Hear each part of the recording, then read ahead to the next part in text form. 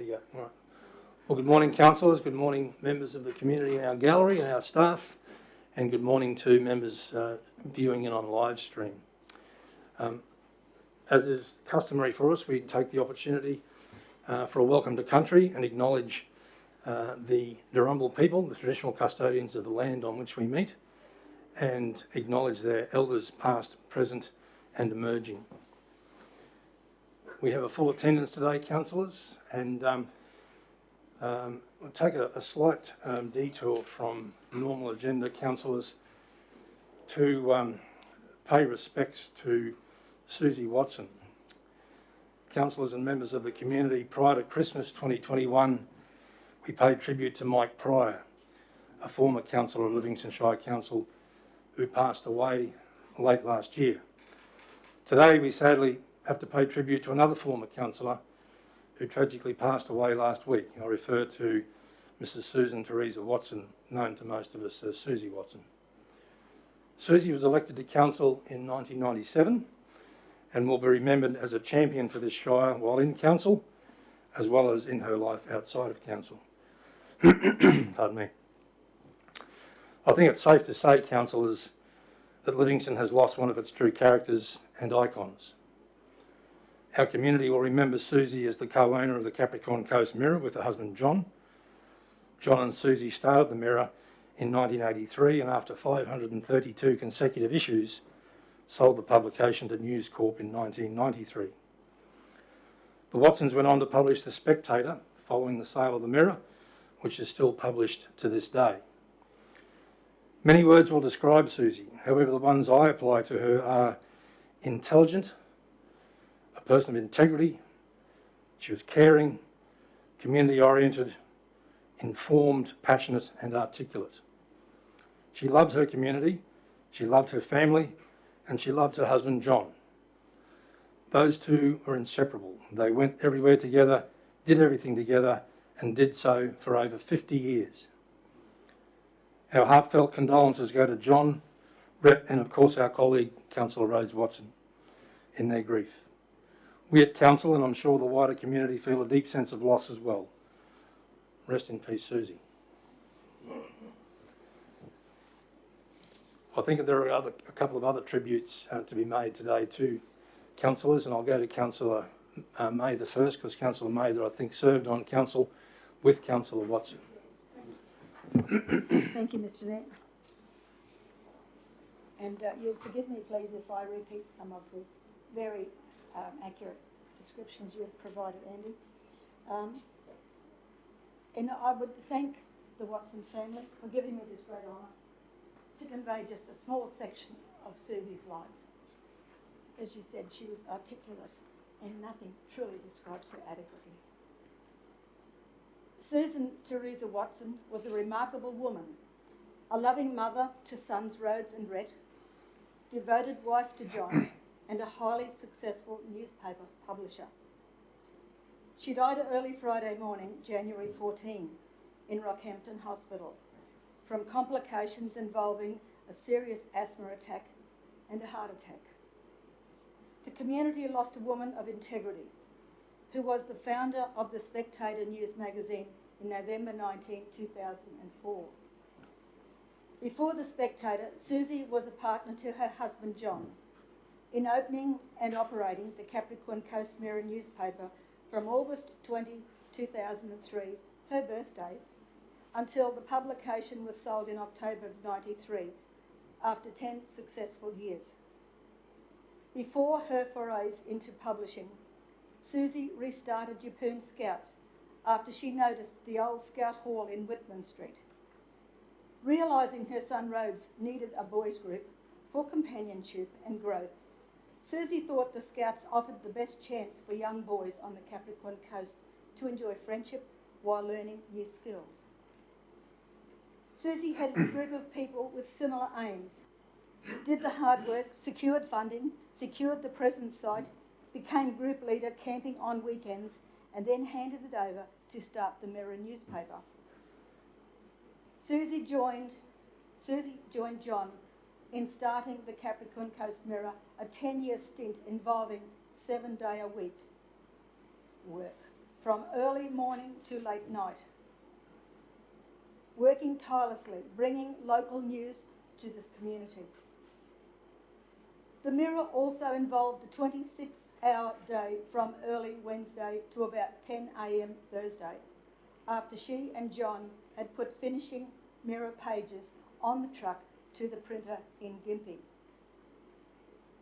Rhodes and Brett spent many hours after school in the Mirror office, slept under workbenches and travelled in the back of a panel van to Rockhampton while waiting for the paper truck each Thursday morning. They brought an office in Cliff Street, moved to Arthur Street and took on the Community Employment Service Agency, the CES. Here Susie's skills came to the fore, handling young people, finding them jobs, facing down people who wanted to argue. Years later, people were still coming to Susie, thanking her for what she did and the care and compassion she had shown. Years later, people were still coming up to Susie, thanking her for what she did. Between the sale of the Mirror in October of 93 and March 97, they took a break until they both decided to contest the 97 Livingstone Shire election. Both were elected as councillors. At that time, there had never been a husband and wife team elected to any council in Australia at that same election. John understands no other couple had matched this feat, but stresses they were not a team. He said Susie was independent of me, although there were times when she would second my motion. While on council, Susie set up and became initial chair of the Fitzroy Basin Association, necessitating many early starts and late night trips home from Western centres.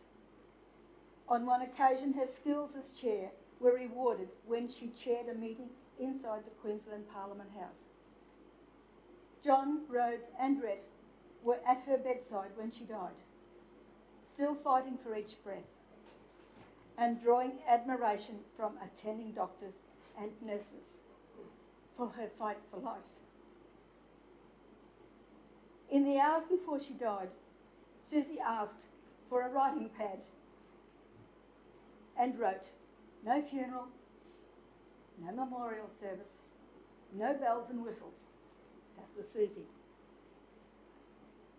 The Watson family respects her last request, just as her hubby stood by their living wills and refused further treatment. And on a more personal note, a 35-year friendship with such a woman of substance has been truly rewarding experience. Susie was many things to many people: friend, mentor, conciliator, entrepreneur, advisor, strategist, but most of all, loyal to all persons who befriended her and respectful to those she disagreed with. It would be fair to say she would tell you what she thought of you if it became necessary. Her encyclopedic mind and memory came from the library she collected and cherished. Each book was her friend, and she loved each one dearly. If you wanted to know something, Susie would have it. If she couldn't find it, it wasn't to be found. Her wealth of knowledge and history, retained in chronological order, made her the go-to person when searching for facts. I had the unique experience of serving a term with Susie and John from the 97 election. It was good to see common sense push down the barriers. Susie's greatest achievement was to oversee and guide her family, instilling principles and ethics into their lives and practices. There will be no more 7 a.m. chats about allergies, recipes, baby formulas, and missing old mates. But I do know I'm a much richer person for having known and loved such a wonderful woman. Thank you, Mr. Mayor. Thank you, Councillor Mather. Councillor Friend, I believe you have a poem. Thank you, Mr. Mayor. Vale Susie Watson, Our whole community has lost such a steadfast and beautiful woman, a pragmatist with a great big heart, who saw past others' personal failings and who saw the reality of the world in which we reside. She held fast her friends and family and encouraged them with a strong hand of love towards the path of reality and logic, whilst keeping all centred and balanced. It was my personal absolute privilege to have known her, and an honour in my lifetime when our own paths crossed. I wish to read a poem that resonated with Susie, William Blake, Auguries of Innocence, entitled Joy. Joy and woe are woven fine, a clothing for the soul divine. Under every grief and pine runs a joy with silken twine. It is right, it should be so. Man was made for joy and woe. And when this we rightly know, safely through the world we go. Thank you. Thank you, Councillor Friend.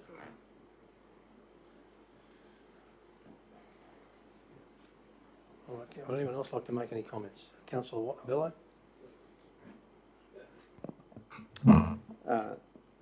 I don't have anything prepared, but I would like the opportunity to say a few words. I've heard it said that the person who talks the most gets listened to the least. And for me, Susie Watson was someone who didn't talk a lot unless there was something worthy of being said. And she didn't mince her words, she didn't waffle on, and therefore you tended to listen to somebody like Susie Watson. And the few times over the last 6 years when I needed somebody to seek advice from, Susie Watson was one such person that I knew it would be better or best to give her a ring. And she didn't tell you what you wanted to hear, but she certainly told you what you needed to hear. And for that, I'll be very, very eternally grateful. It's been a long time since I've seen Red over there, probably since 1988. He seems to be keeping pretty well, so that's good. And it's sad that I see you on these circumstances, but it's lovely to see you three here today. John, I just have one question. Who won the vote out of you and Susie to get onto council? Who had the most votes? Do you remember? Of course. There we go. Of course. On that final word, I just honour. And at one stage I was topping the poll and Glenda made a big song and dance. I got a recount and she came out on top. There you go. Thank you so much, though. And we honour your family and we pay our respects today to Susie. Thank you. Councillor Eastwood. Yes, thanks, Mr. Mayor. And Mr. Mayor, I didn't know Susie that well, only being in council a fairly short time. But look, I've always found her to be really fair and true, and it was really great. You know, just listening to the community service that she's given to this community, our community, over not just a short period of time, but a long time. And it's just such a fantastic accolade. And, you know, and also it's just, John, you've been blessed to have a great partner for so many years. And you know, a lot of people don't have that. And, yeah, just rest in peace. And, yeah, just fantastic to have known her, and blessing to all you guys. Thank you, Councillor Eastwood. All right, councillors, we'll move on with the agenda. Item 3 is leave of absences and apologies. I don't believe you have any, Mr. CEO. Item 4 is confirmation of minutes of previous meetings, and we've got two sets of minutes to adopt today, councillors. We've got the minutes of the ordinary meeting of the 21st of December. And the recommendation is that they be taken as read and adopted as a correct record. Can I have a mover and a seconder, please? Moved Councillor Mather, seconded Councillor Friend. All in favour? Carried unanimously, thank you.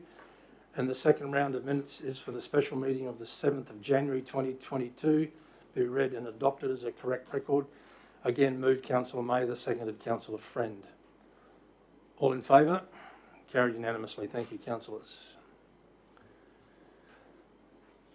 Okay, so we have item 5 now. Any declarations of interest in matters on the agenda, councillors? Councillor Watson? Mr Mayor, 11.5 Bangley Beach. Okay. Any others, councillors? Councillor Eastwood? Mr Mayor. Yes, I've got a conflict of interest in regards to the Surf Lakes DNA, Mr. So Mayor. 11.3, councillor? Yes, Mr Mayor. Okay. Any others, councillor? Councillor Bell, are your fingers poised? Yes, Mr Chair, I'll be also declaring a conflict of interest on that particular report to do with Surf Lakes on the basis that I am a shareholder in that, and so therefore we'll be declaring that and leaving the meeting. And it is remiss of me not to have provided that advice to the CEO in writing earlier, so I do apologise. All right, thank you, councillor. I'm sorry. The chair recognises John Watson, former councillor. I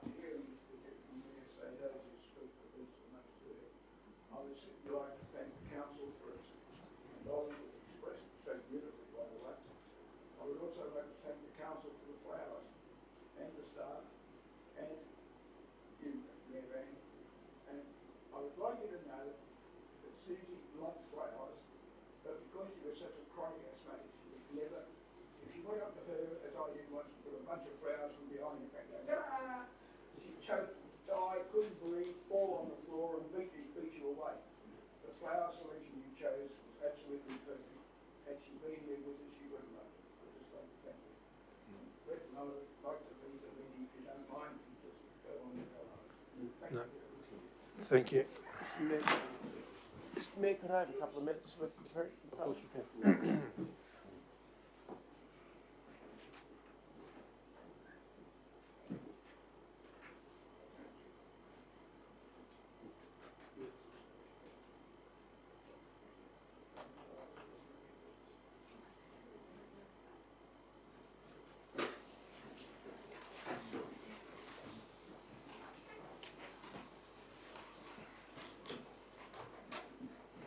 You just note Councillor Watson's absence for a minute, Justine. Okay, so any other conflicts of interest, councillors, on any items on the agenda? All right, thank you. So we're on to item 6, which is the public forums and deputations, and we have 2 today, councillors, as you know. The first one is in relation to a material change of use for a childcare centre at 9 to 11 Tamby Road, Yeppoon. And we have Chris and Penny here today to talk to us. Now, Chris, did you wish to present first? Sure. And we're happy for you to stay where you are there, mate, given you're on crutches. Yeah, appreciate that. While they cut this.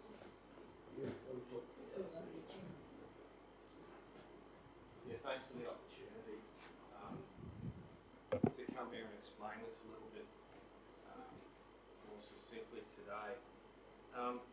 From what I've seen and the information I've been given, there was, from an engineering perspective, we have sort of, there's 2 areas I want to focus on here in terms that may be problematic to council. One is the general external traffic impacts, and I think our traffic impact assessment has addressed that, and I believe the council engineers were okay with that as well.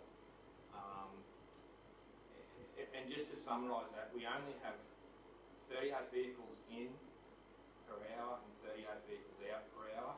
We're accessing a 4-lane piece of road. Generally, a 4-lane piece of road isn't 4-lane till it reaches about 12 to 16,000 vehicles per day. This particular piece of 4-lane road only carries 6,000 vehicles a day, so there's lots and lots of capacity in it, and there's lots and lots of opportunity for vehicles to get on and off that road safely with lots of gaps, given that it's 4-lane. So that's the reason why we don't need any what we would call auxiliary lanes, left turn lanes on, because the capacity is there and it will be there for many years. We've also assessed that as a 10-year beyond build out, and there's still lots of capacity. So that's sort of the external traffic impacts, there was also a question I saw about access visibility, and I think we've closed that out, and that we definitely meet all the Australian standards in terms of visibility of those accesses for approaching traffic. So that's probably the external traffic issues, and I'm happy for anyone to quiz me on that. The other issue I think was the internal traffic operations, and probably the operation of the car park. Now generally what we've tried to do there is meet the Australian standards for off-street car parking. Now, this is a private off-street car park. We've made that as safe as we possibly can by making it one way. So there's no two-way traffic, it's only one way. Our aisle widths and our parking space areas all well and truly exceed the Australian standard. So in terms of layout, it's quite conducive to lots of other childcare centres I've done.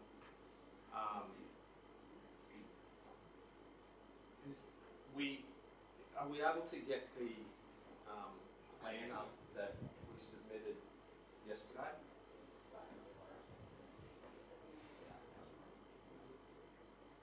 That's it. Is there a blown up? It's probably the one above it, where it's just got the blown up.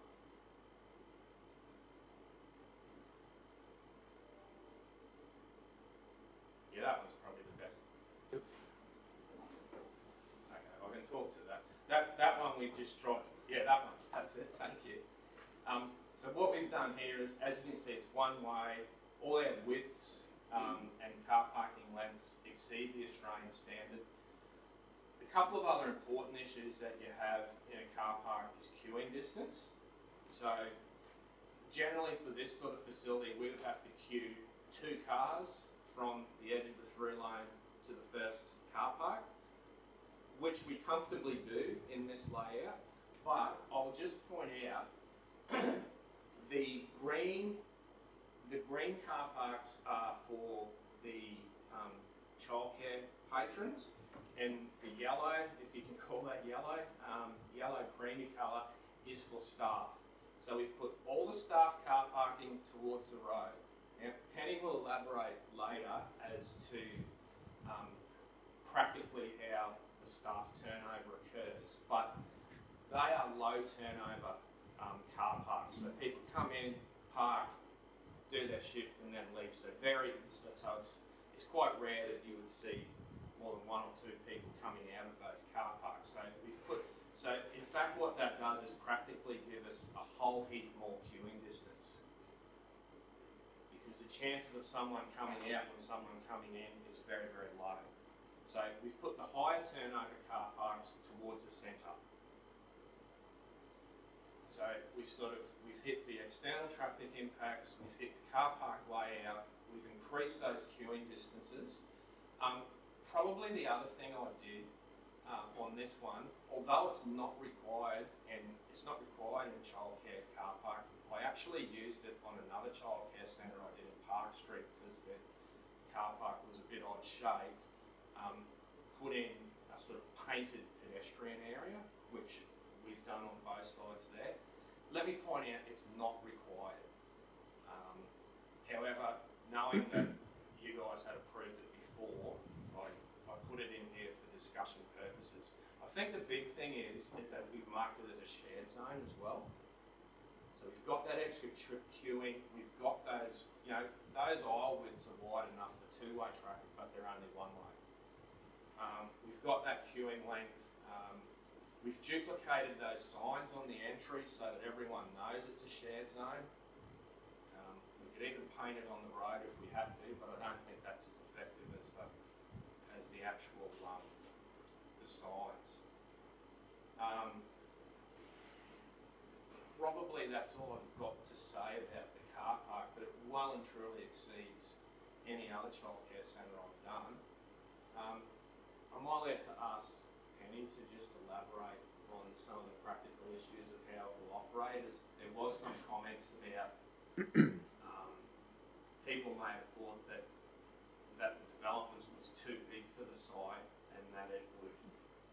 somehow compromise its operation. Oh, pardon me, the chair recognises Penny if you're done, Chris. Yeah, is that okay, Penny? Just go through some of those, how we actually achieve those size requirements in terms of a childcare centre. It's very hard to hear me otherwise, isn't it? Thank you very much for the opportunity to speak to you today and let you know about how the childcare will actually run. Yes, I note some of the concerns at the previous meeting, and I will just start therefore with the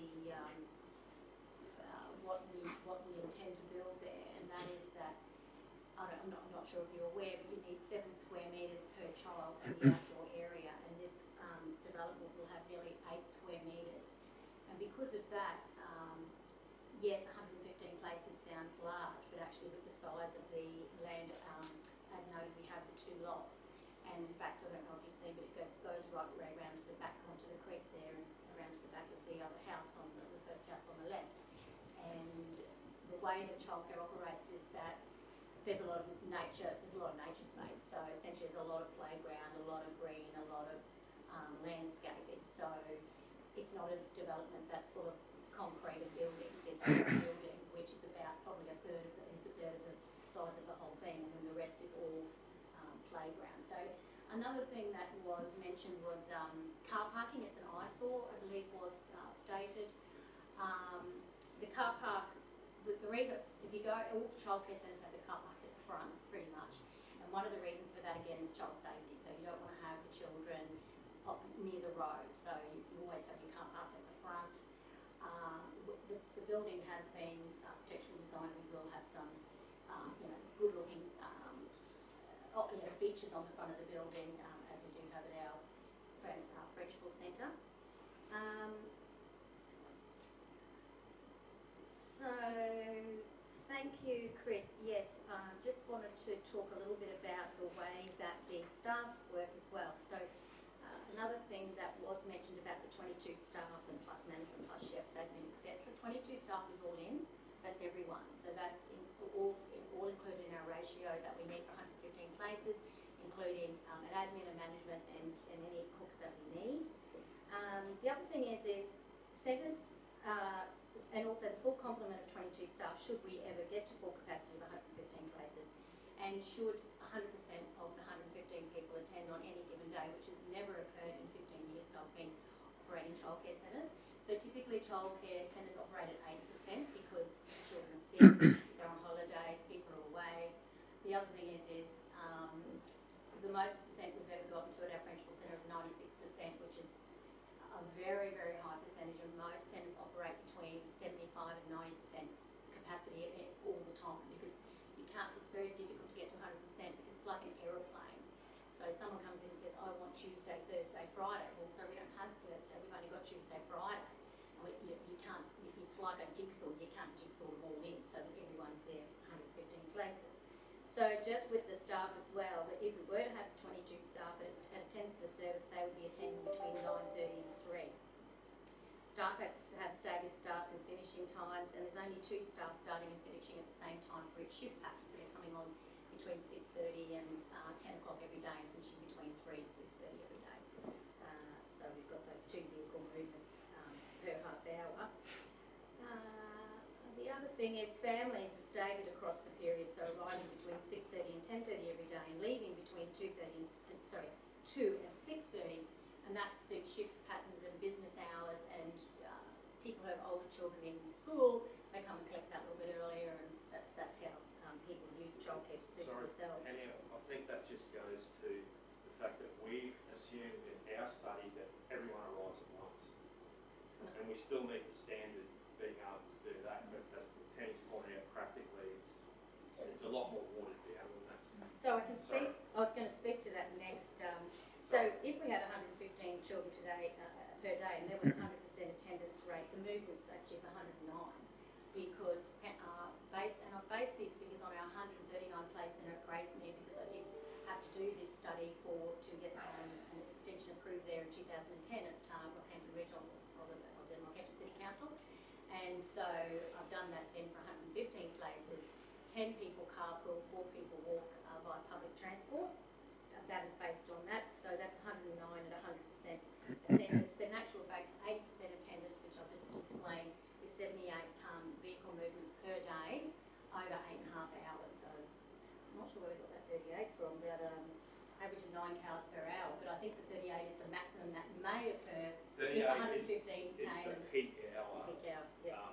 based on a childcare centre that size Yeah. from the guidelines. Okay, fair enough. But the actual, what's really going to happen is It'll be different than somewhere that. between 78 and 109, more like 79. So I've mentioned that traffic movements are moderated by a number of factors, including multiple child families. And so that's, if you're wondering how I got my numbers, that's how I got my numbers, because not everyone is one child, so it's not 115 people. It's one family based on one family with 5 children, 4 families with 4 children, 10 with 3, 18 with 2, and 28 people with 1 child. So that of course significantly reduces the cars. It's not 115 cars. What else can I let you know about the way that childcare works? I think that's probably it. I would welcome any questions or any concerns that anyone has regarding anything else to do with the development. Thank you very much. Thank you, Penny. Just a question, the little blue stripes on the side, is that pathway, is it? Yes. Pathways? And I think that was one of the concerns that we had, that Yeah. getting from the facility to the car. Yeah. Because I had an incident recently where an elderly lady had to walk on the road to get to her car in a closed area in Zubai. And we actually went down badly last night because there was no walking path. She had to walk in the traffic lane. I think the difference here is that this is a quite, compared to a shopping centre, this is a massively low use manner. We don't require that pedestrian walkway, and we have installed a shared zone. And in a lot of shopping centres, you have two-way traffic too. This is almost a 6-metre wide aisle with one-way traffic. So, you know, you could effectively walk 3 lanes and a car can still pass you. The way that's, just tell me if I'm wrong, Yeah, they need to reverse into that driveway, even though it's one-way traffic, they still need to correct. reverse And that's why we haven't used it before. A lot of other childcare centres we've done. But I only put that in because I put that in on the other childcare centre on Park Street. And you guys seem happy with that. To be honest, it would work grandly without that pedestrian line. But I think that the total security, knowing that there is a pathway there that they can actually access. Yeah, that's fine. Kids are all over the place, as we all know. Yeah, but also don't forget, the kids are only exiting those green coloured car parks, so they're not down the bottom of the car park at all. So they're quite close to the entrance there. They don't have time to travel. They don't, yes, yeah, that's what it's dropped off. That's another bonus. Yeah. For sure. Any other questions, councillors? Just one question, Mr. Chair, through you. Thank you for your deputation. Appreciate the information. Over the last probably 12, 18 months, Yapoon's sort of growing rapidly, which I guess is perhaps a catalyst for businesses like this coming here, which is fantastic. Traffic has been increased dramatically. Some of the concerns that were fed through to myself was around that the proximity so close to the roundabout, with traffic in that area fairly challenging at times. But how would you put someone like me at ease that the volume of traffic that's going to be incurred by the business is not going to be detrimental to the general flow of that area there? If you could, thank you. I guess in saying that, we have a 4-lane road out the front, so we're only left in, left out.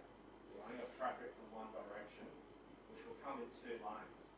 6,000 vehicles a day is comfortably catered for by a lane each way. So we've got oodles and oodles of capacity in our network to grow over the next 10 years and actually double or triple, and we still have that capacity. We've got 38 vehicles in and out in a peak hour.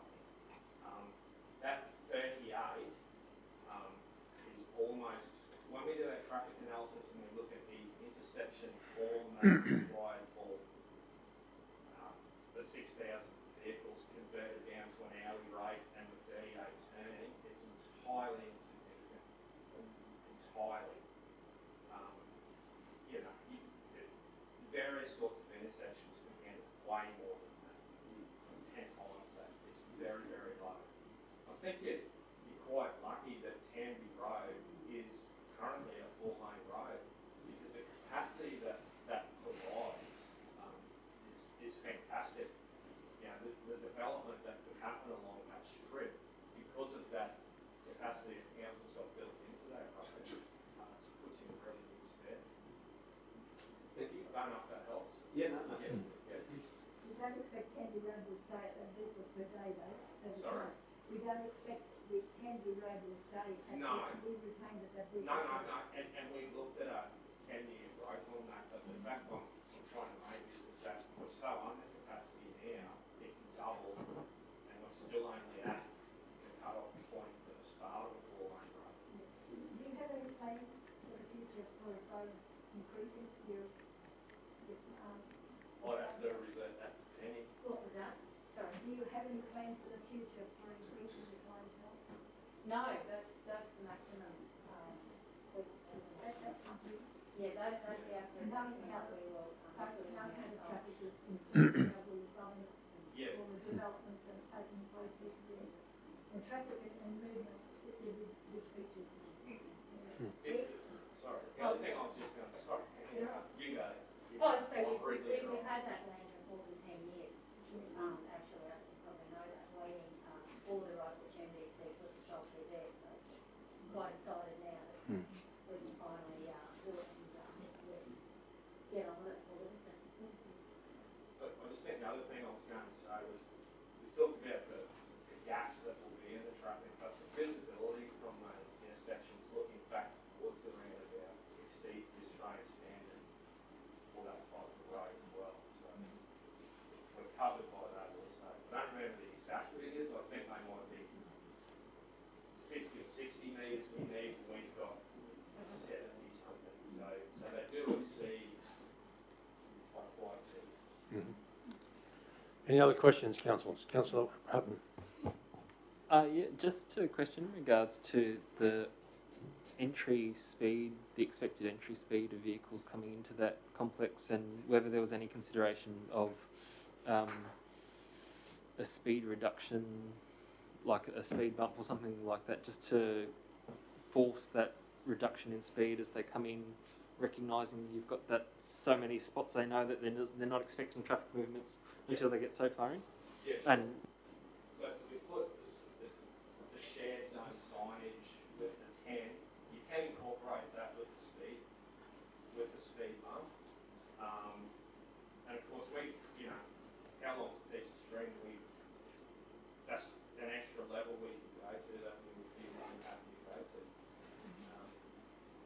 That's a physical device that if someone's going faster than 10, it will slow them down, and obviously we'd be happy to do that.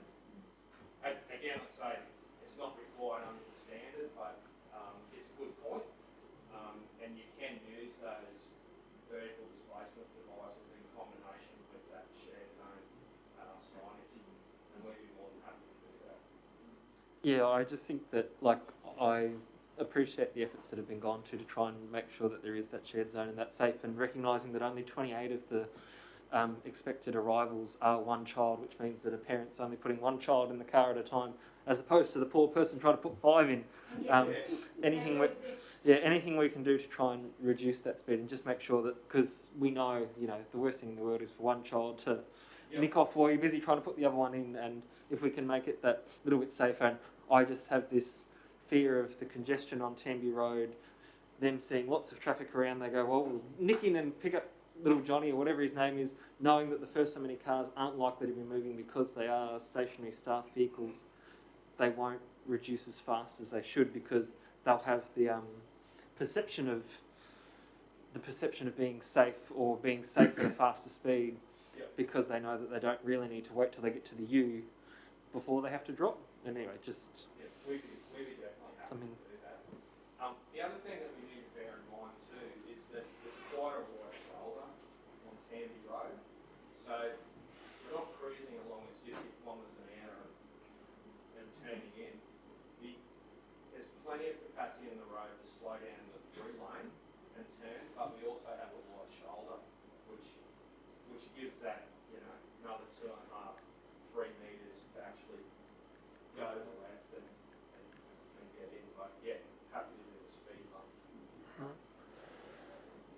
Okay, councillors, we're at our time limit for the deputation. While the proponents are here, I'm going to move a procedural motion that we bring this item 11.2 forward to deal with now. So I'll move that procedural motion. All in favour?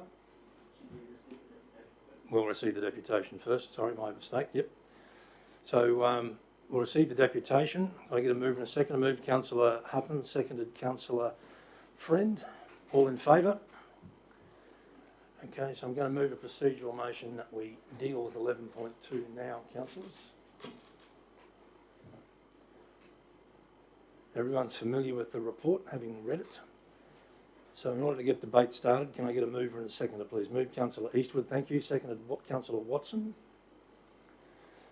Councillor Eastwood, did you wish to speak to the report? Councillor Hutton, your hand is up. Yeah, sorry, Mr. Mayor. I was just wondering if we were going to hear from officers at all prior to going to debate, or to have the opportunity to get. We've heard from. You're okay for questions? Yeah, okay. We can do questions as part of debate, Councillor Hutton. That's all right.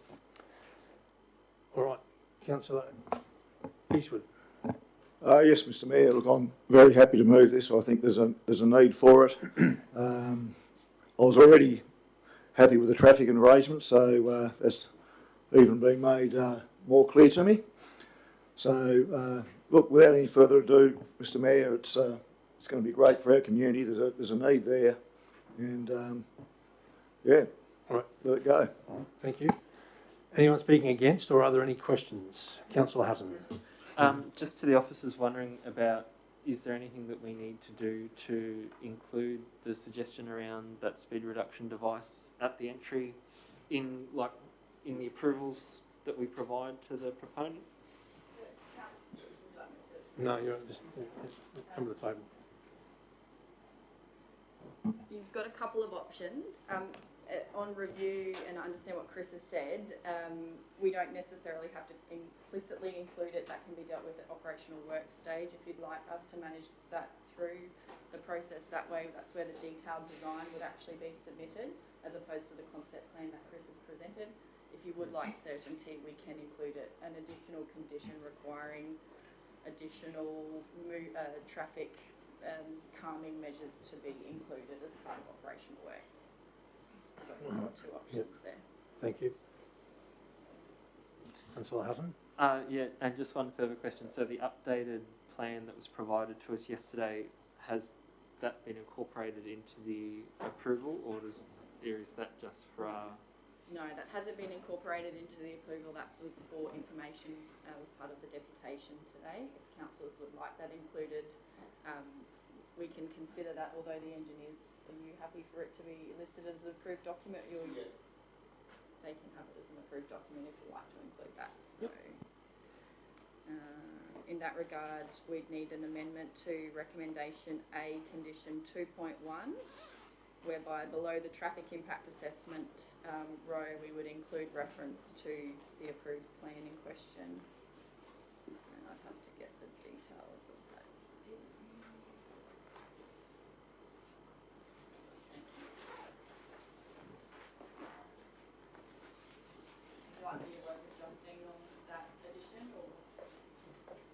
Yeah, that'll be fine, thank you.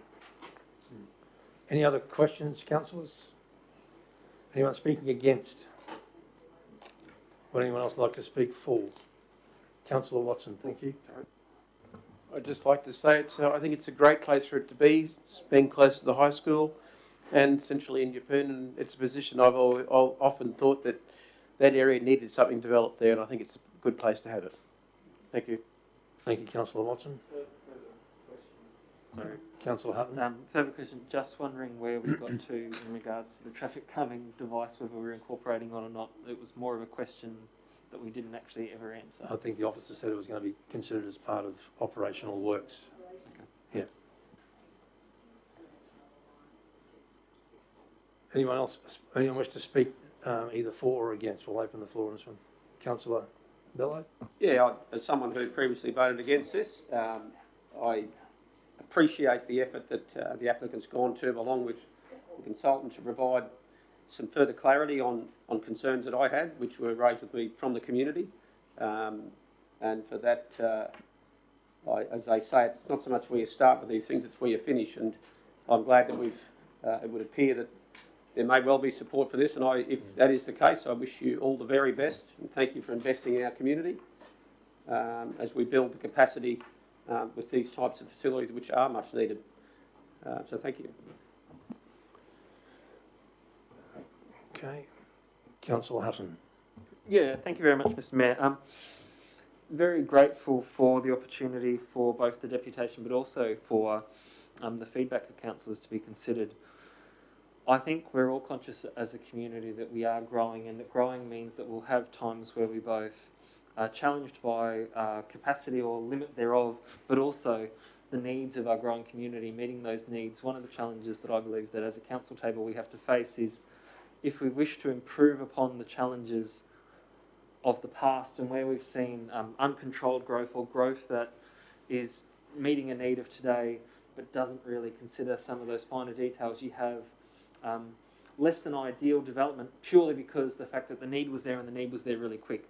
Now, that's not to say that this wasn't one, but it was one where I felt that we could do a little bit better in terms of how we're managing the pedestrian flow.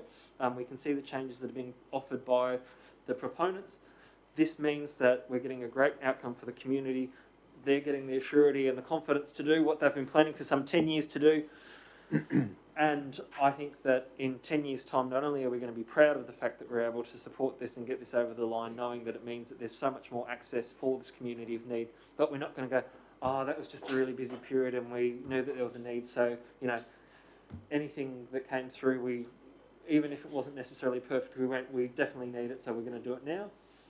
That's the lessons that we can learn from the experiences of our neighbours in Mackay, in Emerald, in other places where in these periods of high growth, standards haven't necessarily dropped, but that attention to detail maybe that makes a difference between something that's good for today versus something that's good for the next 50 years comes in place. And I commend the table for its efforts, but most importantly, the proponents for actually being willing to work with us to make sure that we're getting a great outcome for the community, and commend them for their resilience in continuing to bring it forward.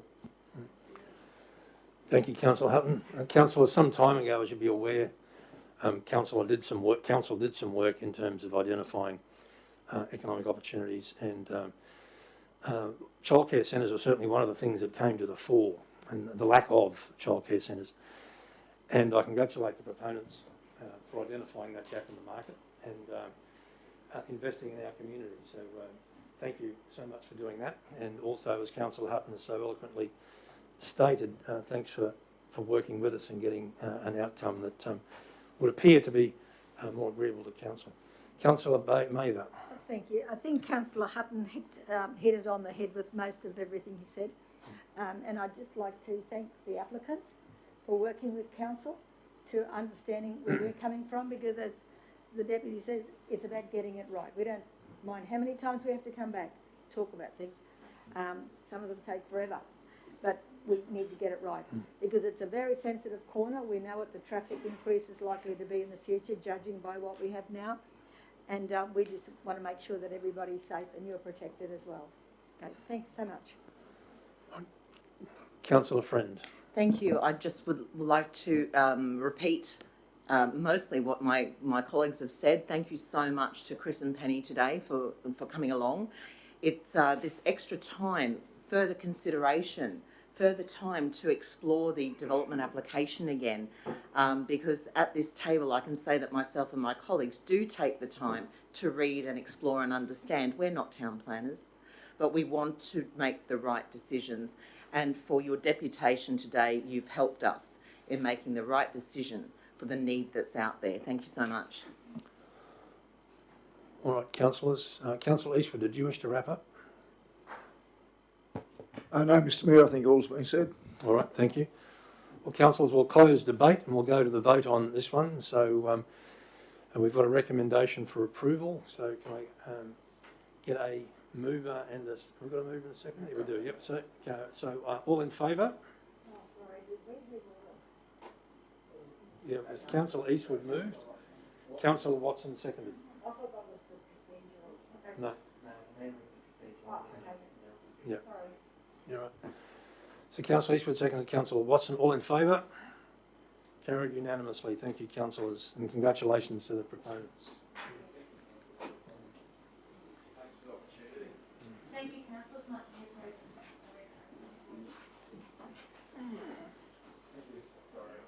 And all-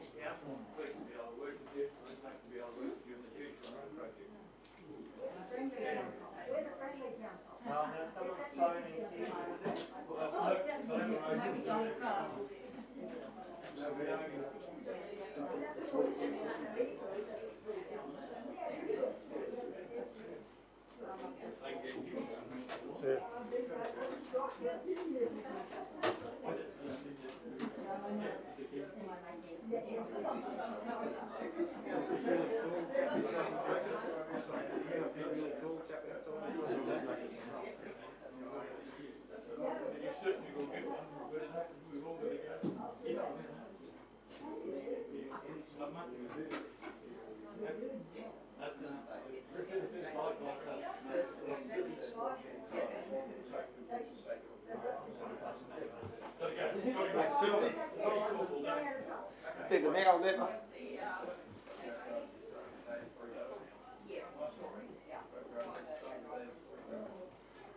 Hello, Tony.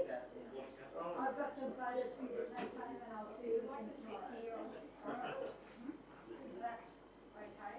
What do you think? That's good. Okay, play on.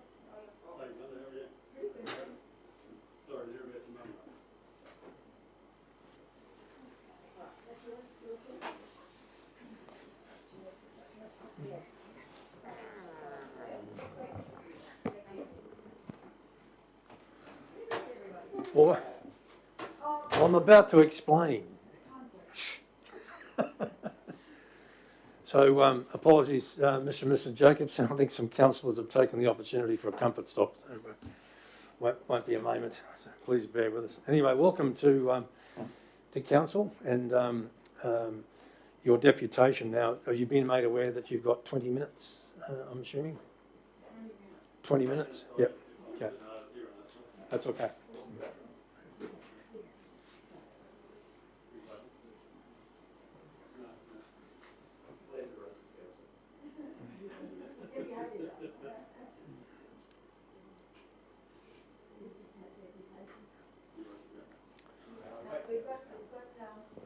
All right. We might kick off with respect to Mr. and Mrs. Jacobson, and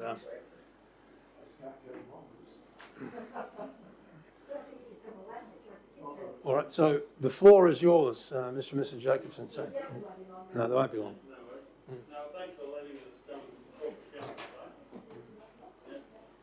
today. I'm hoping I can get this to change your mind on these 2 blocks of land in question. It has a bearing on us if we can't hold it, because if I may show. Just be careful not to touch the screen. This is our country over here as well. This creek runs straight through. Our main access to get to any of this here across the creek is here. It has been for 100 years. It's well maintained. It's gravelled, so it makes a good crossing. This here and both pieces have been mapped. I've done research with AgForce. It's been mapped incorrectly for vegetation, which has a bearing on, I think, some of the decisions. As you can see, that's one little patch of remnant trees there. That's not timber. That's just a different grass on the ground. Then most of the trees you can see here are out in our freehold land. We have, I think there's one tree there, and then another one just there. Right, So, just identify the block that you're talking about, these 2 blocks. the 2 blocks. Right. After speaking to Lisa Childs when it was first raised, Lisa suggested, or in letters, that council, if they go ahead with it, wanted to fence the creek into this portion of land and fence us off the creek, which I wouldn't be happy with either, is you're denying us access to water, which is another issue. So you can see the boundary there.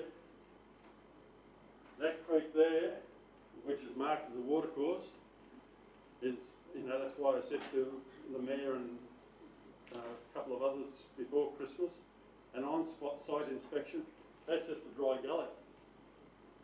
It never holds water. So, this country here is always naturally open. The vegetation, how some portions of land do not grow vegetation. They're naturally cleared. That's here, it comes all the way back in through here, it's naturally creek flats that are open, just grassland. If you went ahead with it and fenced this along the creek, right, I'd have great concerns. Because we take pride in trying to keep the creek clean, right, not destroying it or the banks or anything. This whole section of creek in our property is a major nesting ground for black swans, up to 100 of us at a time. If fences are constructed, they're a death trap.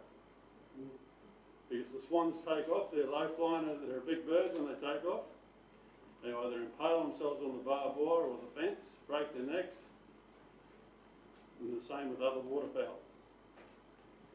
So that's another thing I'm just trying to point out to council, so you can get a better understanding of.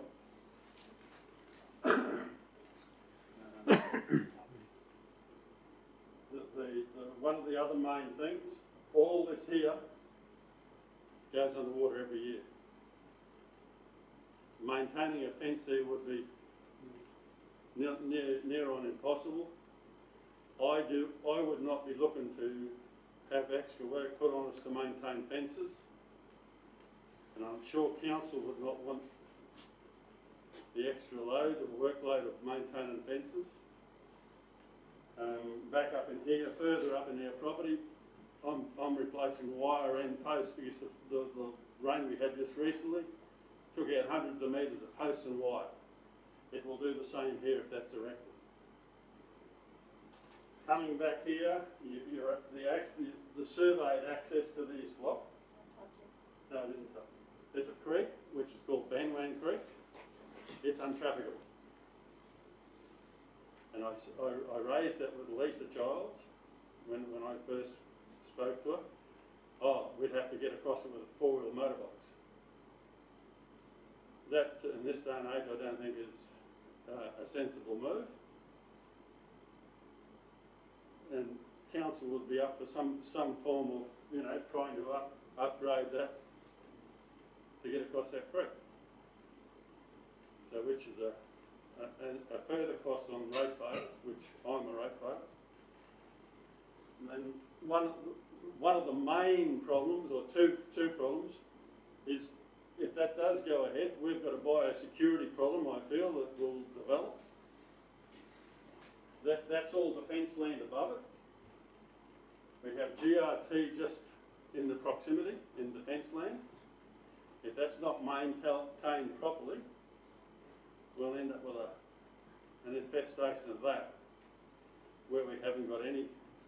Through the chair, Rod, where's the GRT? Could you point on that map around on that? Okay, that up side. It's back up here on the Stanage Bay Road in the defence land that they purchased as well. And it's on the boundary now. It's coming through the boundary. Yeah. And why I say that is this water comes down through there. And like I've had a fair bit to do with GRT.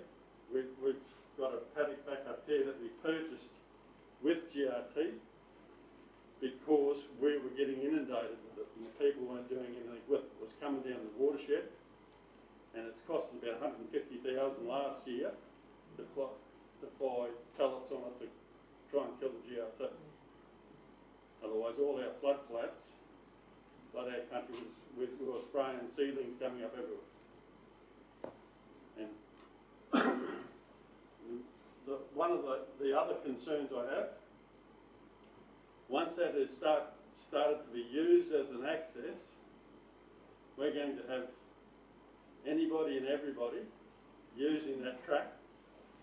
It's a back door into our back of our property, which we won't notice. I've had it before where, there's a road here, there's a creek, you can't stop us. And you have people coming in, driving up the creek. Oh, we're just going chasing pigs over there. The dogs that took off, we've got to go and get them. That's why I say we're going to have a biosecurity problem. It's unrestricted then. So, I'm hoping council can sort of reach a happy medium with us or something. I don't know how. I was hoping to talk to you before the decisions were actually made, but it didn't happen. So, and there's probably not a lot more I can say at this point in time, but if you can appreciate that you erect fences today, tomorrow they could be gone, washed away with flood debris.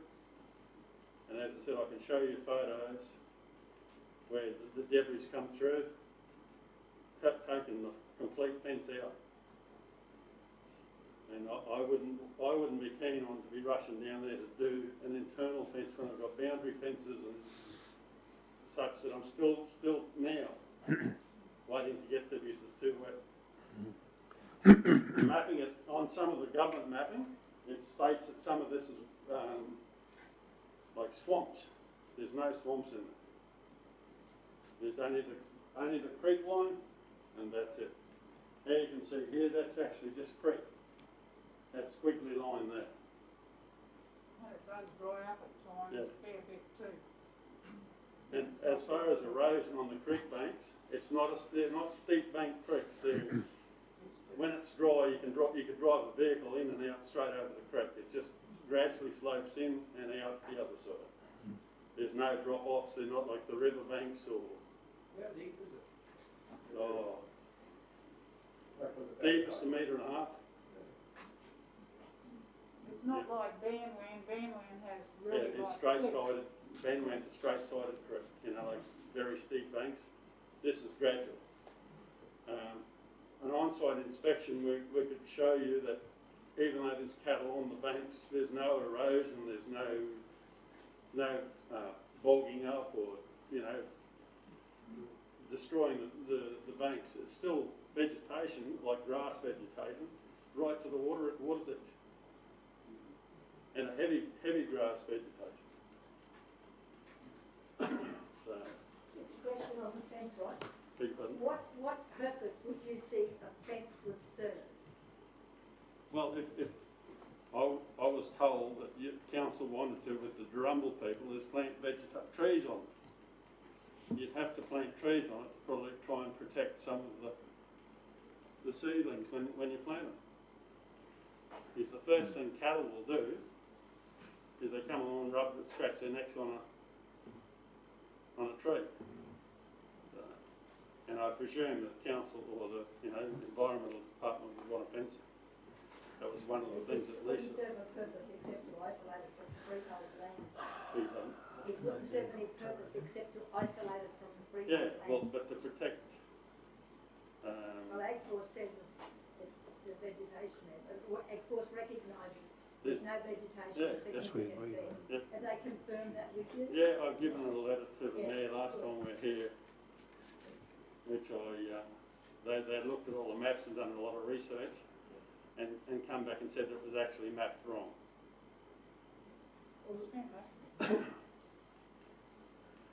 The other one, the GRT, you're close to Army territory there, aren't you? Yeah, right. Right on the boundary. That's Army country there. Are they doing anything with their GRT? No, never do. Well, we're going to have to deal with that later separately, so. So up until now, that we've never done any chemical treatment for any of the regrowth on it. It doesn't grow. If there was regrowth going to come on it, it would have come on it by now. We've been there 12 years. The previous owners were there 80 years. It's clean. If in a flood area, it carries. If there's seeds going to come down, they wash down the creek. They settle and they germinate. get revegetation. It doesn't. That sort of country just, for some reason, doesn't revegetate. Back over here it does, but it's a different soil. It's more into coastal, the same sort of country as Iwasaki's have got, coastal broadleaf tea tree. Where the larger section, where it goes underwater, is that salt water, fresh water? Fresh. Yeah. Because Herbert Creek comes from salt water. Yeah, but Further up. this is Herbert Creek, right? Yeah. That's Tilfell. Herbert Creek is way down. The salt is, you know, like 20 kilometres away. It's a big one, but it's all salt up there, but it's fresh down here. That's all fresh. Yeah. Water lilies and everything. Yeah, it's, And black you know, if where we're doing damage to it, the creek is full of, they're not at the moment because it's had a massive run through. But it's full of water lilies and, you know, like all your water creatures that sustain birdlife. If we were doing the wrong thing by it, it wouldn't be there. So where it is,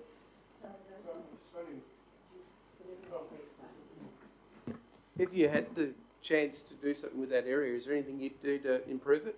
No, Just leave it as it is. this come about, roads, was strictly the army come in here and then they wanted to start putting the road into here and back out there because they don't want to get across the creek here. There's already an access across the creek on our side that's been maintained. Gravel.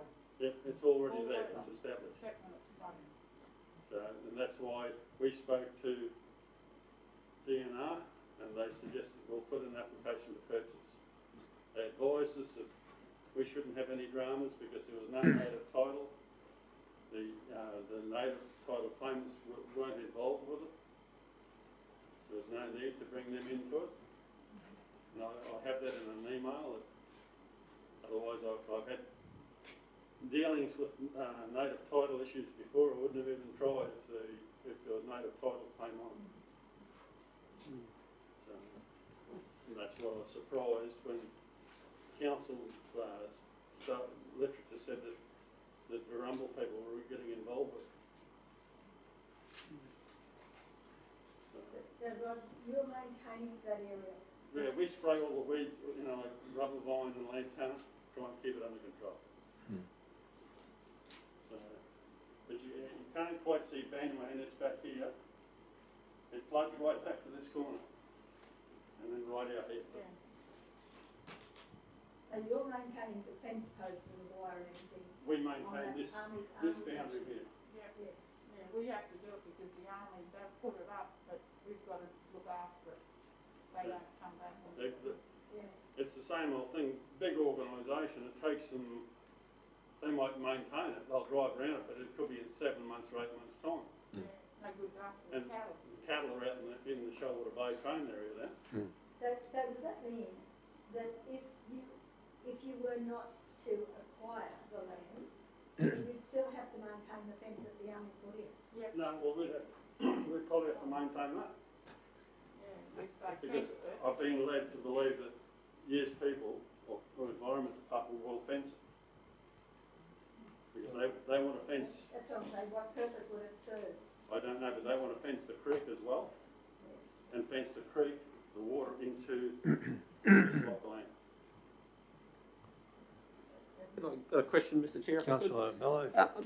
Thank you for coming to the deputation. I'm just curious to understand from a process, Rodney, you said that you requested previously to do a deputation of the council prior to the decision being made. Yes, I asked for that, but I was refused. So was that by phone call or email, or, because I'm keen to understand that, so. And I rang up when I heard about that it was going to council meeting, and only through DNR, I'd have just rang DNR to get an update. Right. And they said, oh, it's in council's hands. And I said, oh, I wasn't aware it had to go to council. And he said, yeah, no, somebody told him then the DNR had to go to council. So I straight away rang council. I think I might have rang the mayor's phone. His secretary rang me back, and then she got somebody to ring me back. And she said, no, you can't attend. It's a closed meeting. And I explained to her, I said, I don't want to be there for the whole meeting. I just want, you know, be here for while you discuss this part. And I would leave straight away after. Okay, thank you. I'm not sure that I could not attend.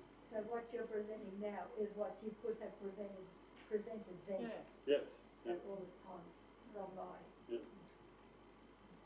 so, you know, as I said, it concerns me if your environment department wants to fence the watercourse, and they did state that to me, into this portion of the land, I'd have to try and fight that a bit hard. Councillor Hutton? My apologies, Rod. Can I just ask, when was the council meeting that you were told was being held? Beg your pardon? When was the council When was the meeting? council meeting? We So- couldn't- Before Christmas, mate, yeah. August, you say? Before It Christmas. was before, when it come to your table to be discussed and you apparently make a decision on. Yeah.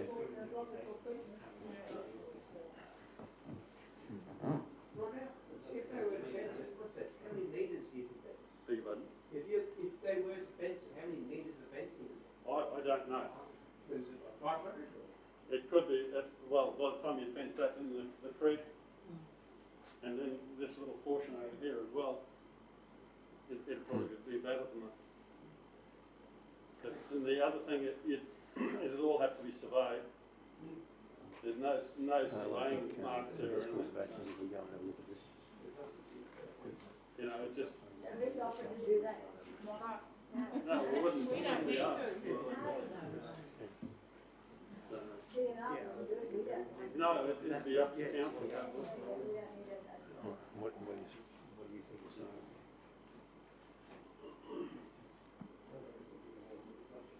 You know, like if you can understand, you can see the access we use now to get across the creek. See, there's, Yes. Yeah, you can see it. Yeah. and like there's no vegetation showing up.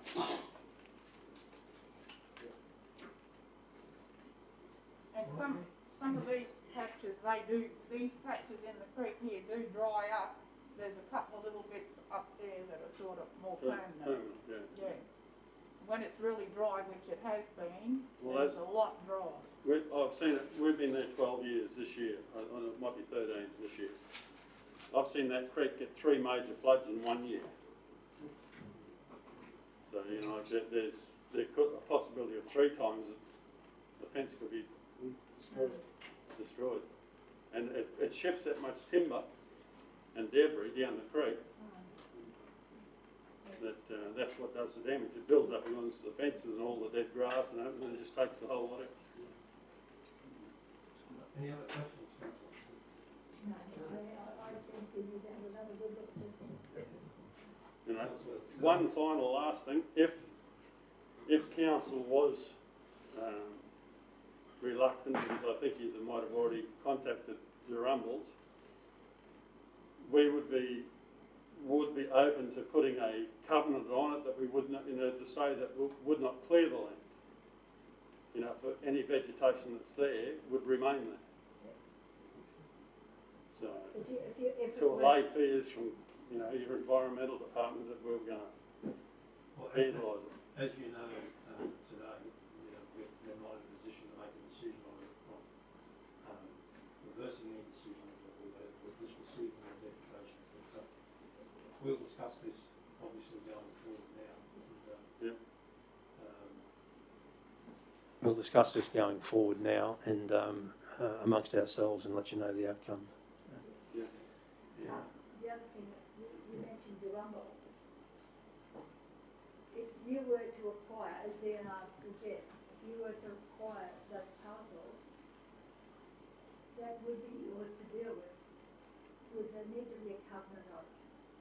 What is significant there that would need to have a covenant? There's nothing, mate, but I'm just trying to, like Ag Force You just want suggested, to- I'm trying to work with council if there's concern from your environmental Yeah, department. that we're gonna do damage or anything Yeah, to it. that think we're going to destroy it. We're not. There's nothing really identified as No. vegetation of significance. No. There's nothing there, so, it would serve any purpose. Couple of big trees, that's all, gum trees.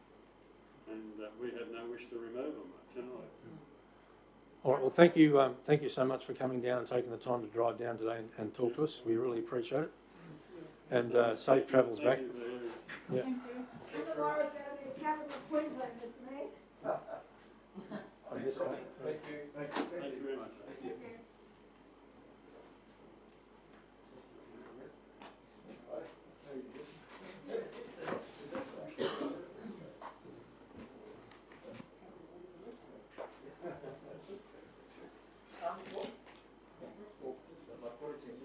They were confidential reports, that's why they were. I think 21st of September. Sorry, mate. I was a month too late. I said October, November. All right, councillors.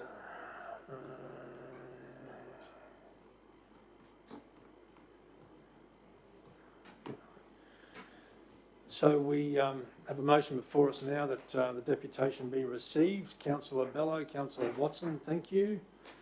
All in favour? Carried unanimously. Thank you, councillors.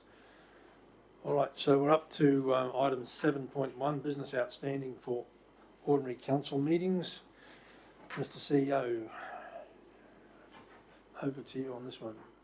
Thank you, Mr Mayor. I'll invite Tony Lau, who's relieving for Michael Creedman, overseeing the infrastructure portfolio, to join us, and Brett Bacon, I'm sure, will be joining us as well.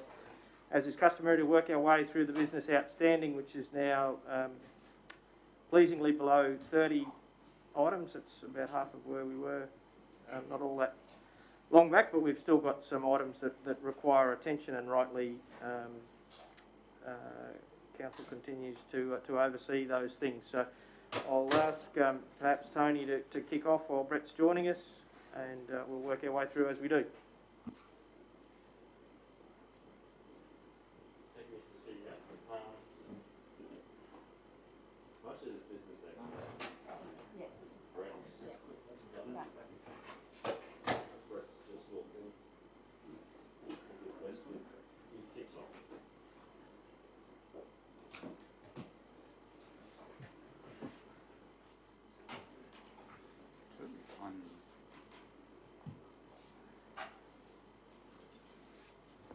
So, councillors, item 1, which is the church at Marlborough, we're waiting on a second valuation, which, if it hasn't been received today, will be received in the next few days, just to give us some comfort or some confidence around the value associated with that building.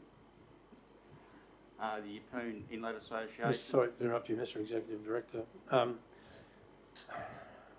Can I just maybe request that we bring this to some sort of conclusion, please? This is like home and away. It just keeps going on and on and on. And, you know, I think everyone at this table is sick and tired of seeing this one on the agenda. So can we actually maybe get onto the valuers today and try and get this thing resolved, please? It would be, I think, very advantageous. Mr Mayor, we would happily get rid of this building. Yeah. Can I ask a question, Mr Mayor, please? Council? Yeah. Not at all. Yeah. Brett, there's nobody here.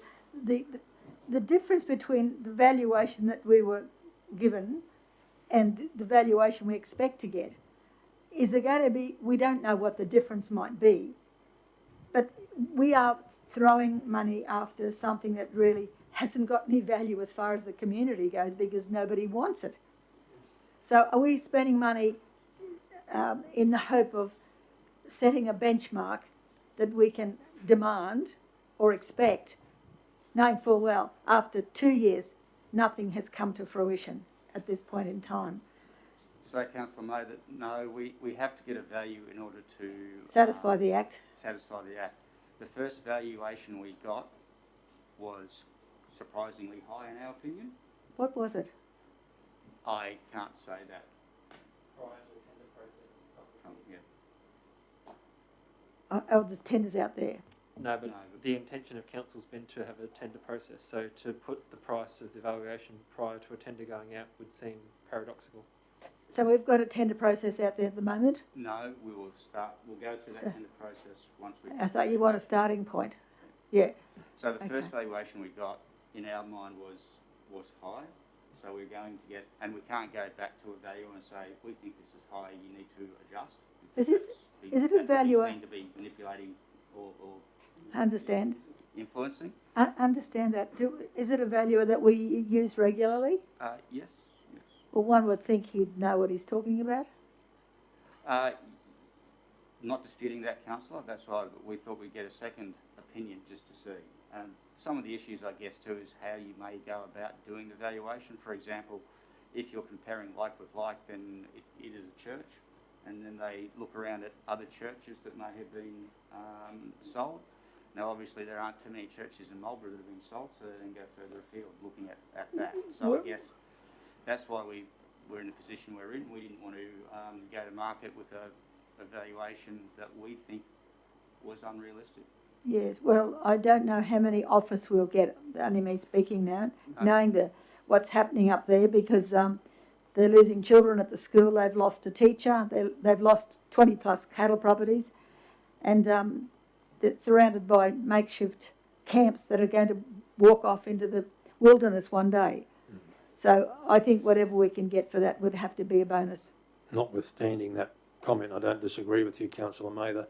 We are still tied by the requirements of the legislation, I understand which it's probably terrible. bugs all of us from time to time, but unfortunately this is the process. But I'm just asking the officers if they can accelerate this process and try and bring this to a head as quickly as possible. Exactly, Mr Mayor.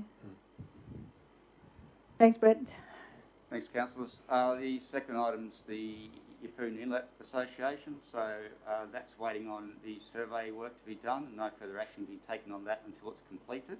However, I can advise, in response to a question that Councillor Bello raised at the last meeting around, was there a 2-year timeline associated with this? No, there's not, but there is a timeline that will ultimately be associated or imposed on the association for removal of structures, etc. But that timeline only kicks in once the lease has been signed. But in the meantime, they are removing structures, and one was recently removed. Thank you. The third item, Council, is the management plan for managing traffic issues, Bangalee, namely the Bangalee Beach access. So there's a report being presented later on in today's meeting. So hopefully, once that's resolved, we can progress the project.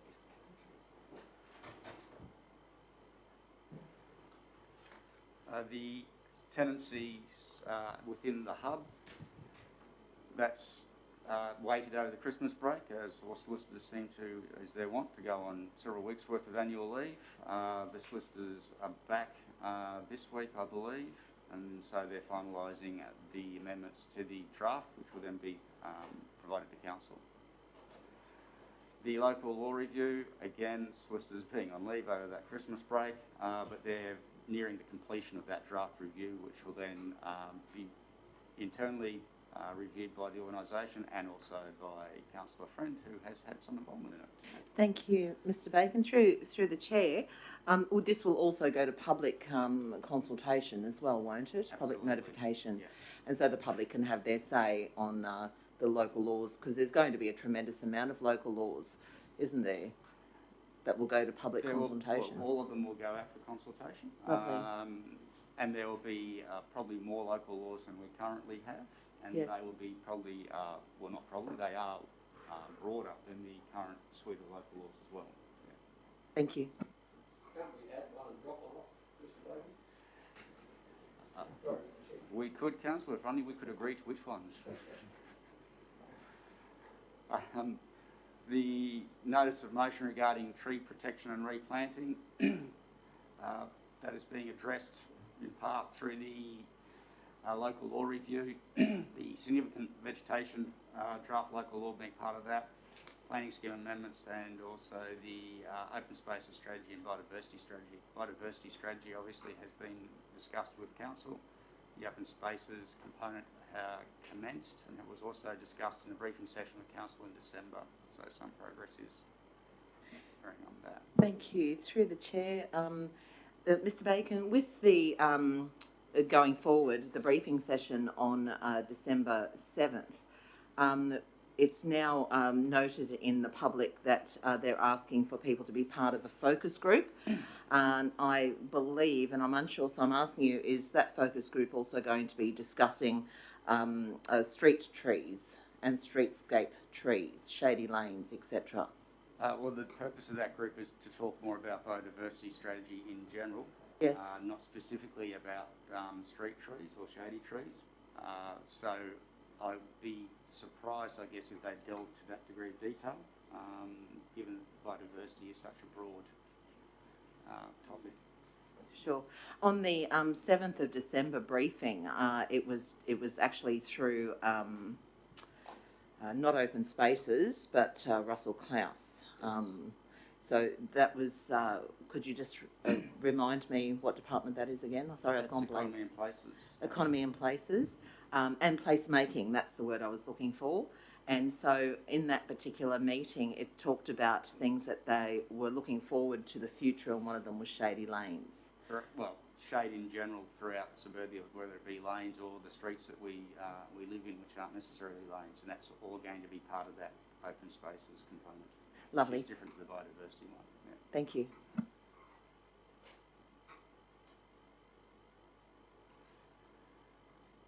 The Bureau of Meteorology, that lease has now been executed and commenced a week ago. The dealings around the land at Yamba, which is the area where people do the overnight for camping, that will come to a March briefing session. There have been traffic counts, etc., being undertaken, so once that information's been collected, that can inform that report that comes back for discussion. The sale of land in Burnett Street, Yeppoon, that has now settled, Councillor, so that will come off. The Recycle Water Emu Park Golf Club, so is on track to present the report to Council in the February meeting. And the notice of motion for Adelaide Street parking and traffic issues. So items 1 and 2 have been completed. Business case has been prepared, and item 3 is outstanding. I believe is with CEO's office. On that one, may I ask a question? At the top of Adelaide Street, just over the rise past Villadell, Yeah, those properties there, there's a road that goes down and there's one that goes up. Some of those residents were asking for, I think, improvements to the road structure there. Is that part of that? Yes, Mr. Mayor. The business case shows the concept of providing curb and channel and bitumen sealing in the common driveway. Thank you. Item 12, councillors, which is to do with the notice of motion around the Capricorn Coast Outrigger Club. Officers have been in contact with the Outriggers and just waiting for that club to confirm their next meeting so that the discussions with them can occur. In the meantime, officers are doing some further research on potential land usage and restrictions. The beach permits, officers are currently collating information on that. The emails have gone out to pretty well all councils across Queensland to get some responses back from them, or coastal councils in Queensland to get responses back from them, and those are slowly coming in from elsewhere. We'll put that together and bring that probably, if not February, it'll be March at the latest, councillors, for the briefing session. The consideration of signage in place of tree removal, the report will be coming to a briefing session in February regarding that particular matter, just to look at the detail associated with that resolution.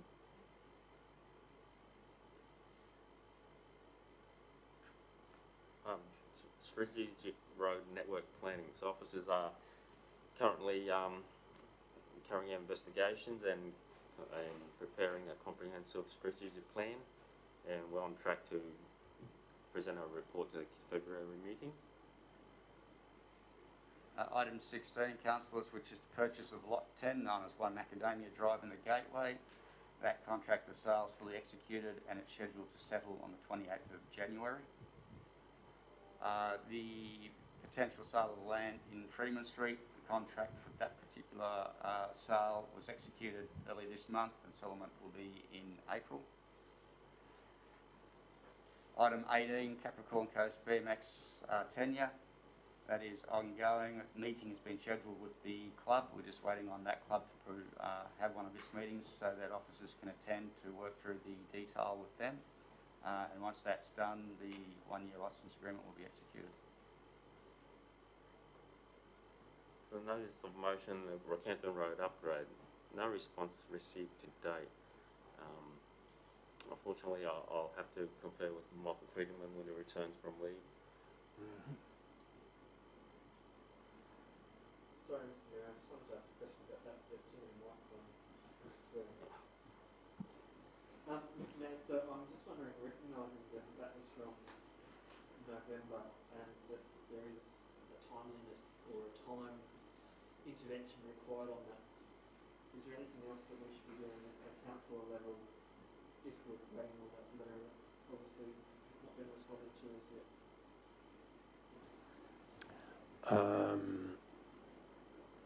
I was actually going to wait until towards the end of this month, Councillor Hutton, to allow the department to have all of its officers return from leave and all the rest of it, and then get in touch with the Minister's office and follow up on that one.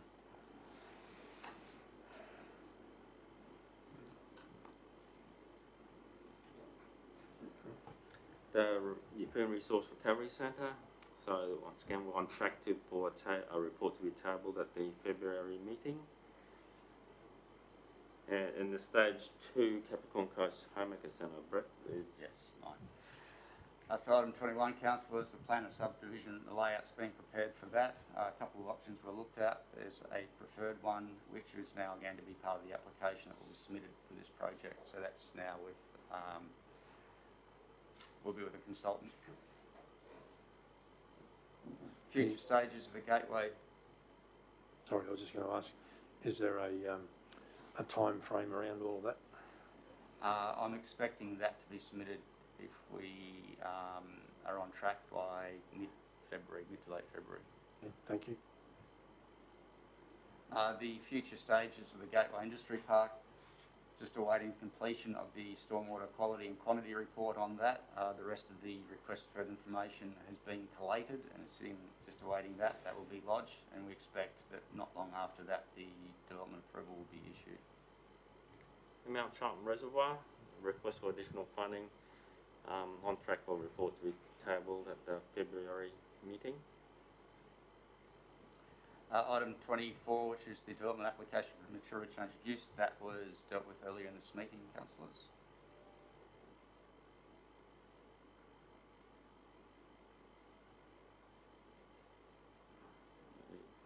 Item 25? Yep, it's item 25, the notice of motion, potable water for St Christopher's Chapel, Narembra. So I believe the update is the project initiation request has been submitted and just waiting for budget approval. Cheers, Mr. Mayor. Through Tony, do we end up ringing the meatworks and finding out what the water is that comes from there in the first place? So the manager of water and waste operations has been liaising with the meatworks, and that's it's all documented in the PIR. Yeah. Thank you. Through the chair to Tony, the resolution clearly states includes the project in the 2022-23 budget for consideration.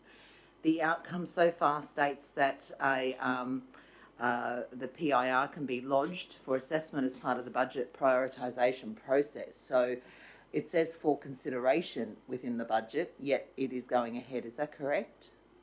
So the update, that note was 7th of January, so the update is the PIR has been prepared and it will be presented to council during the budget deliberations.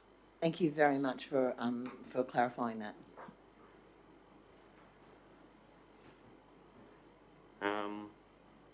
Notice of motion, beach access.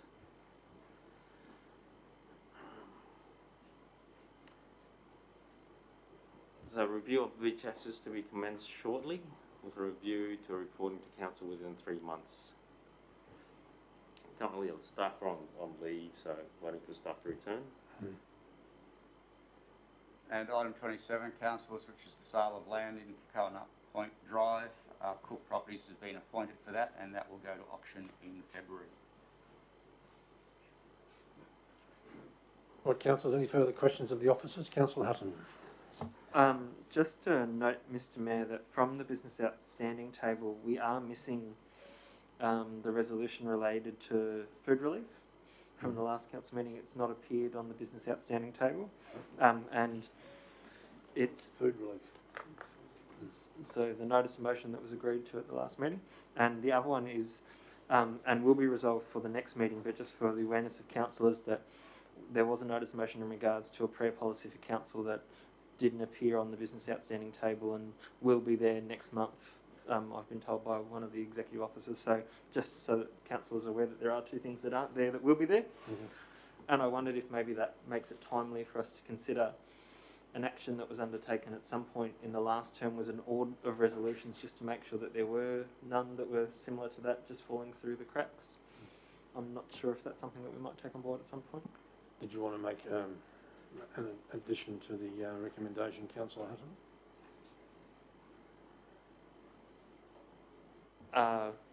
Potentially, yes. That the business outstanding table for be received, and that council request an audit of resolutions be undertaken. Yep, that'll be fine. It'll be undertaken. All right, we're all clear on the recommendation, councillors? All right, can I get a move? Councillor Hutton, did you wish to move? Thank you. Seconder, please. Councillor Bello, thank you. Councillor Hutton, did you wish to speak to it at all? All right. Anyone else wish to speak to it? All right, so we'll go to the vote on this one. All in favour? Carried unanimously. Thank you, councillors. All right, councillors, we've got Jackie from Surf Lakes sitting patiently over here. We've got one more report before we get to Surf Lakes. I'm just wondering if you'll indulge us very quickly, Jackie. We'll get through the finance report and then we'll be with Surf Lakes. Sorry, thanks for letting me come to the meeting this morning. Everybody out there is obviously very excited about the whole project.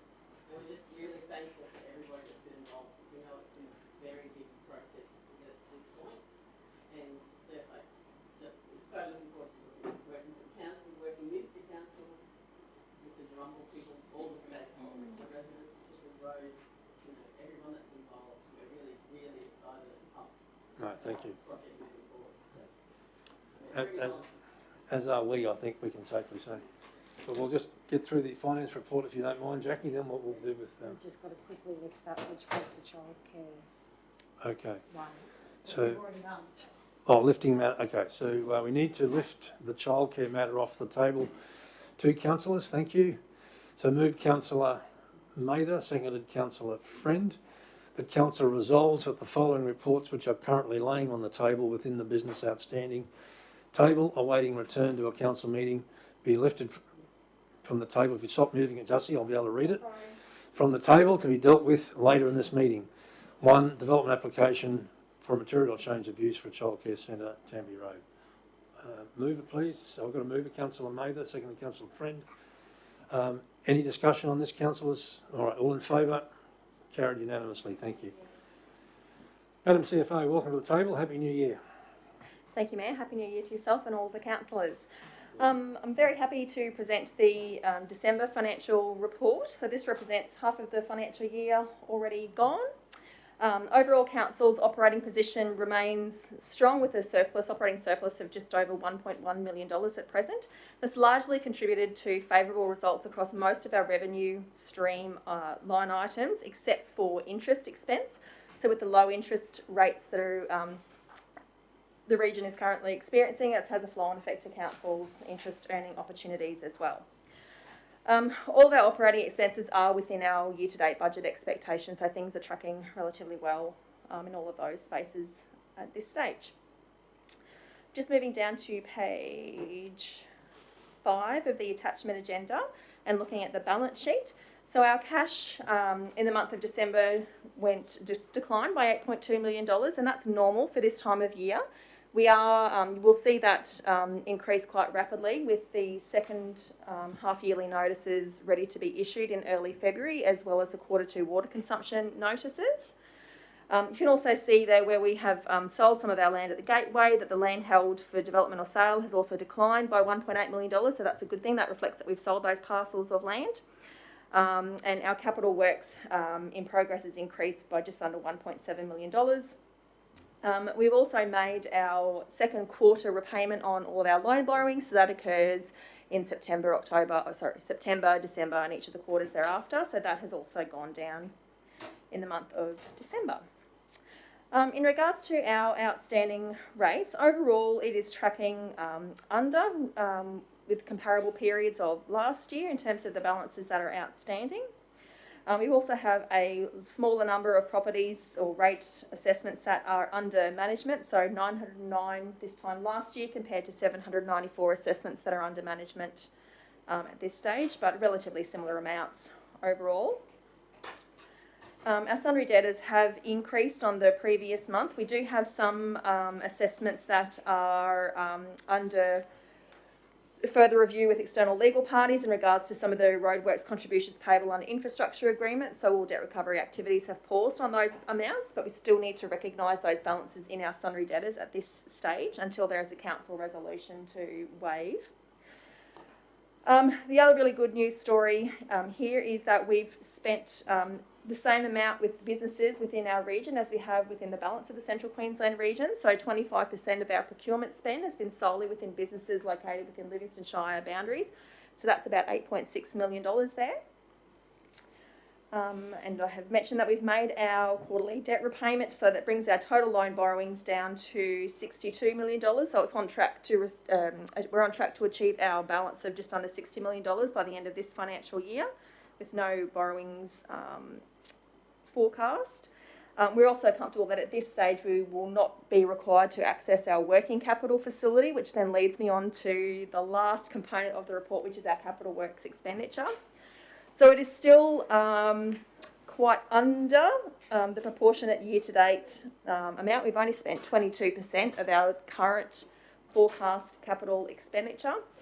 We're taking a bit more time to review our capital program with our project managers, and that will be coming back to the briefing session initially and being submitted as part of the Q2 budget review at the February council meeting. So you'll have a clearer idea of what the carryovers are for 22-23 within the next couple of weeks. Jumping back to the report now, councillors. December we also had a bit of activity in terms of awarding of contracts. So we had 5 contracts that were awarded in the month of December, and at the end of December we had 3 open contracts and 4 that were under evaluation at that point in time. Councillors, I'm happy to take any questions that you might have on the report that I've presented today. Councillor Friend. Thank you. Through the Chair. Thank you, Madam CFO. On page 2 of the report, would you just explain to me kindly, in layman's terms, in relation to the operating surplus deficit? The actuals was 7077, the budget was 4009, there was a variance, and the full year forecast is 399%. Could you explain that to me? Certainly. Please? So that's just representing the activities of the month of December. So we report both the operations of within that isolated month and then the year to date. So because we're 50% of the way through the year, that's why I've reflected most of my comments around the year to date results. Sure. It was the 399% that I just wanted to delve into a little bit more. Is that normal for this time of year, or? So the big anomaly that occurred in December that we hadn't budgeted for was some of the sale of the land at the gateway. Yes. So we hadn't anticipated those sales occurring in the month of December, which has thrown that out. We've budgeted for those to occur more at the end of May, June, Yes. where we've normally made all of the end of year accounting adjustments for those sorts of things. So it's just a timing difference. Yes. We will unfortunately see some really crazy percentages throughout the year when we have those big one-off events where we haven't nailed the timing of those cash flows. Okay. So yeah. Okay, That's thank you so unexpected. much. Councillor Watson. That's true, Madam CFO. With the Kube pool management, because I'm still getting used to things, but the people who have it now, were they the current lessees? Yes. And if they are, how long is their contract for, and will it go through the period of this reconstruction of that area? Perhaps we can take that question offline, Councillor Watson, if that's all right. We can just get that information sent to you. Yep. Thank you. Councillor Hutton. Yes, just a couple of things. Firstly, thank you for following through in providing the information around the tenders reports that were asked for in December. Really appreciated that. I wondered if it would be possible once the process has been completed to also see the Yeppoon Town Centre car park facade report for that when it's complete. I'd be keen to see it. I do have a couple of questions. On page 2 of the attachment, it talks about our total debt service cover ratio. Now, it's suggesting that we're only able to achieve it 2 times, but with such a massive underspend in our capital budget, we'd be sitting on bucket loads more cash than we're planning to. So how could we have not enough money to cover our total debt service cover ratio like quadruple times? So, as I mentioned before, we've had a reduction in our cash flow. So this one leverages off what our cash balances are. So at the moment it's saying that we can cover all of our debt 2 times over, and we're targeting 3 times over. So as we are having a month where we have more cash going out than coming in, that debt service cover will decline, but we'll see that improve when we report on the February and March results. So it'll go the other way. You'll end up seeing that come up to 6 or 7 times over. Okay. In the cash and cash equivalent section, there is just a word missing where it says cash needed for day-to-day requirements is deposited with the QTC. I'm assuming it's cash not needed for day-to-day requirements is deposited. So just to feed that one back. And the other one I wanted to ask about was... So just on that, Councillor Hutton, so we have an at-call facility with the Queensland Treasury. So we only call back on those funds when we do, so basically the majority of our funds are held with QTC at the moment, and when we need them, we can change that amount that we draw back from them on a daily basis. Okay, so cash needed for day-to-day requirements is deposited as well? Yes, as opposed to leaving the majority of that with the CBA, which is our other financial institution. Yep. Okay, cool. That makes sense then. Okay, and the other one I just wanted to ask about was, I am really concerned around the line of sight on that capital expenditure. Again, there's a report later on today where it's asking us to provide for additional capital expenditure. Yep. It's been 3 months since we first raised saying that we were concerned that we wanted line of sight, and it's going to be another month before we get that. It just concerns me that we're all conscious, I think, and it was verbalised at the last meeting saying that we're about $13.5 million planning on underspending in the capital program.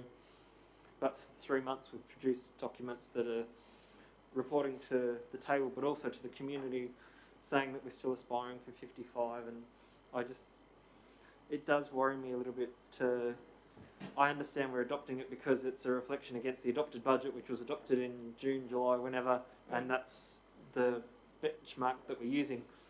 But it does seem like it's a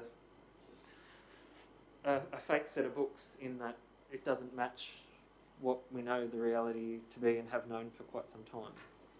And I know that that's probably not the right word to use, but I'm just trying to find a way to express that I feel a bit quizzical again and again voting and saying, yeah, these are the monthly financials when we know and we've had expressed that that's actually, we're not going to try and achieve. I don't know how to express. No, it's a concern that's been raised at this table many times, Councillor Hutton. You're right to raise it again.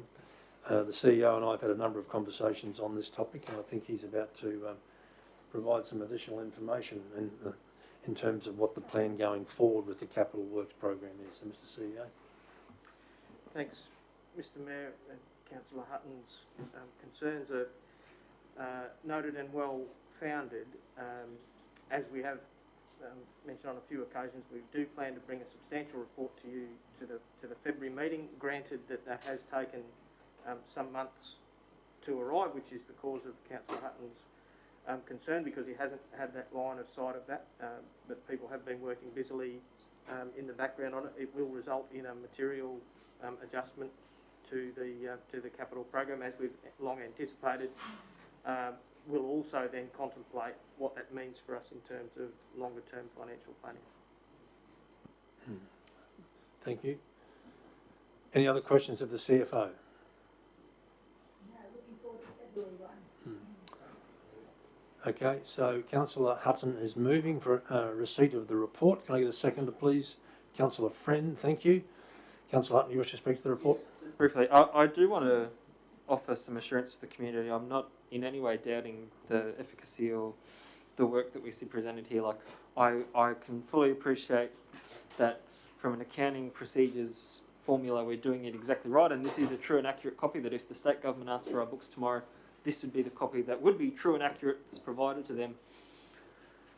Our officers are working very, very hard, but I do want to make sure that for the community and for us in making the strategic decisions that we do at the table, that we do have that line of sight around the capital program in terms of both the expenditure and ultimately the consequence that that has on the cash bottom line for council, recognising that things that we don't do today, we either do tomorrow or they just don't get done, or something else gets pushed out and we end up having a capital program that's rolling over 10 years, that something that was in year 3 ends up being in year 6 along that journey. So I do provide to the community some assurance and my wholehearted respect for the work that the CFO and our team do, knowing that our books are true and accurate, but also just provide that advice that we are seeking that guidance to make sure that we've got line of sight in that capital program to what we're going to be able to achieve and obviously what the consequence that is for the capital program. So I also, as Councillor Maver said, look forward to February. Thank you. Anyone speaking against? Not against, Mr Mayor, not Okay. against. Councillor, you want to speak for it, Councillor? Yes, I know, because we're always, in hindsight, we're, what would you call it, in arrears. When we put a report up, we're reporting what happened back then to a given point. It's historical. Yes, I understand that, Mr Mayor. But we have raised this a number of times, and if Councillor Hutton is worried about it, I'm not worried about it, because I know that report is coming to the table to tell us how we're going to deal with it. We've had so many over expenditures with so many capital works jobs that we have on hand. We have stated at this table, and we all understand it, that we need to drop off some of our capital works to make up the difference that we don't have, because our applications for funding in some cases have been refused, and some of the work that we need to do is critical work. So we know that we are facing some changes here, and we are waiting for that report, and nobody is under any illusion that anything is wrong. I trust the CFO to come to us with the figures that she's got. We know very well what's in the background, which we are working through. There's no mistake in my mind that we've got a hard road to hoe. Things are tough. Money is not on trees. And more the point, we are all aware. And we are all conscious, we're all focused, and we will get through it. Thank you, Councillor Mather. All right, councillors, we'll wrap up debate on this. Councillor Hutton, did you want to wrap up at all? Okay. So we've got a mover in Councillor Hutton, seconder in Councillor Friend, that the report be received. All in favour? Carried unanimously. Thank you, councillors. Thank you, Madam CFO. Now, councillors, we've got Councillor Hutton, I beg your pardon, Councillor Bello and Councillor Eastwood, who've declared conflicts of interest in 11.3 in relation to the MCU for Surf Lakes. So I'm assuming you gentlemen are leaving the room, okay? I know some of you are probably tonguing for a cup of tea, councillors, but I'd like to get this one done because we have a representative from the proponent with us who's been sitting patiently in the gallery, and we have, would seem a full fleet of officers here as well. I don't want to inconvenience them either. So we'll deal with this one now. Councillor Mather, we'll deal with this one now, and we'll have a break afterwards. All right, so Jenna, you're the planner in charge of this particular report. Welcome to the table. Happy New Year. Thank you. I just have a PowerPoint presentation so I can show you some information. So good morning, Mayor and councillors. This is the development application for a preliminary approval and for a variation request, a material change of use and reconfiguring a lot. The subject site's located at 1662 and lot 393 Yeppoon Road in Mallara. So the first aspect of the development is to reconfigure the 2 existing allotments into 3 lots. Proposed lot 1 is the lot that's proposed to contain the surf lake and associated development. And proposed lots 2 and 3 will remain as balanced lots to the site and continue to be used for rural activities. Jenna, can you help with the screen and just run your fingers around the lots we're talking about? Because we've got 4 lots there that I can see. Lot 1 is here. Yes. with a little skinny strip at the top. 2 is this one here, and then 3 is this one here. That one on the right-hand side, that's not applicable to this application. That lot there? No. So see how it's a little bit less bold, I suppose. So it's just those 3 lots there. So those 3 blocks that we're looking at, and I think it's 2 and 3, isn't it, today? It's a 2 and a 3. 3. Yes. They're all owned by the same person, are they? Yes. They're all owned by the applicant. No, there's a landowner. There's a landowner and there's an activity that's not belonging to the landowner. Currently, yes.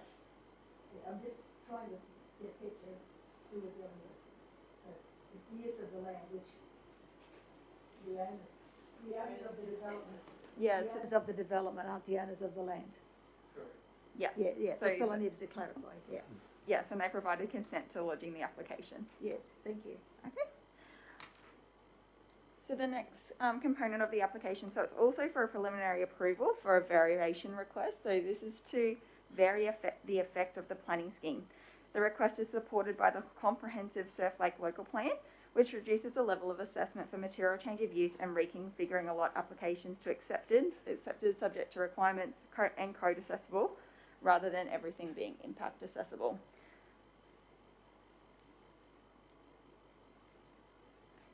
The third component of the application is a material change of use for stage 1. Stage 1 includes a tourist attraction, being the Surf Lake and Pavilion building and associated uses, a tourist park for 52 cabins and 100 campsites, and short-term accommodation, which is the interchangeable use of the tourist park cabins as short-term accommodation or a tourist park land use, and also a renewable energy facility, being a solar farm.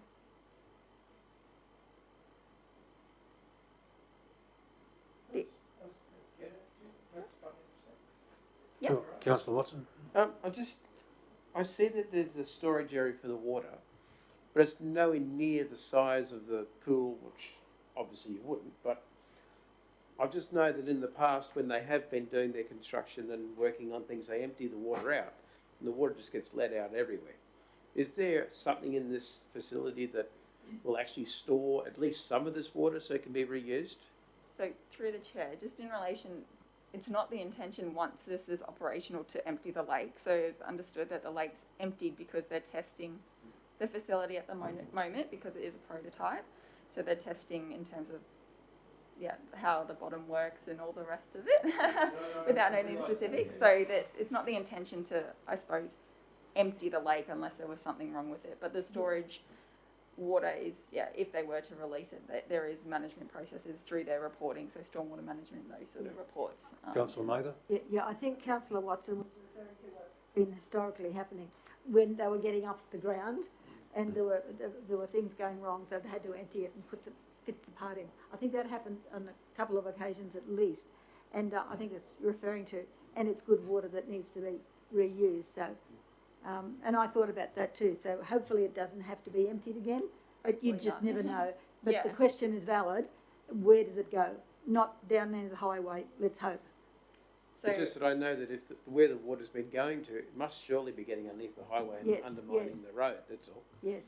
And I just wouldn't like that to continue. And I know they're developing, and I agree with the whole concept. It's just I wonder whether this excess water goes when it's pumped out. So through the chair, there is a stormwater management plan, and that's required to be updated. I don't have the exact answer, but it would be required to go to the storage area and then disperse to the ground because there's no stormwater infrastructure per se in this area.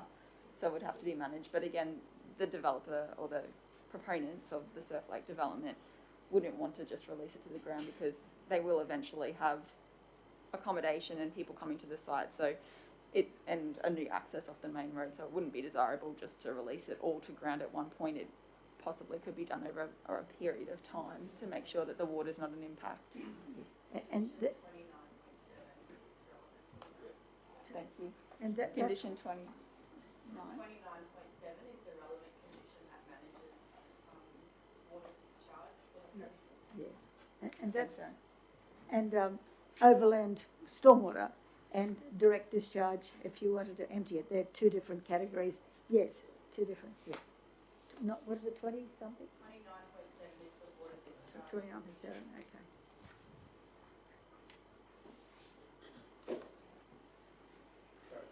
That's okay. I'll keep going and, okay, thank you. So the access from Yeppoon Road has been approved by the Department of Transport and Main Road as a modified rural-wide median treatment. The plan's on the screen, so it essentially allows for access into the site from the main road.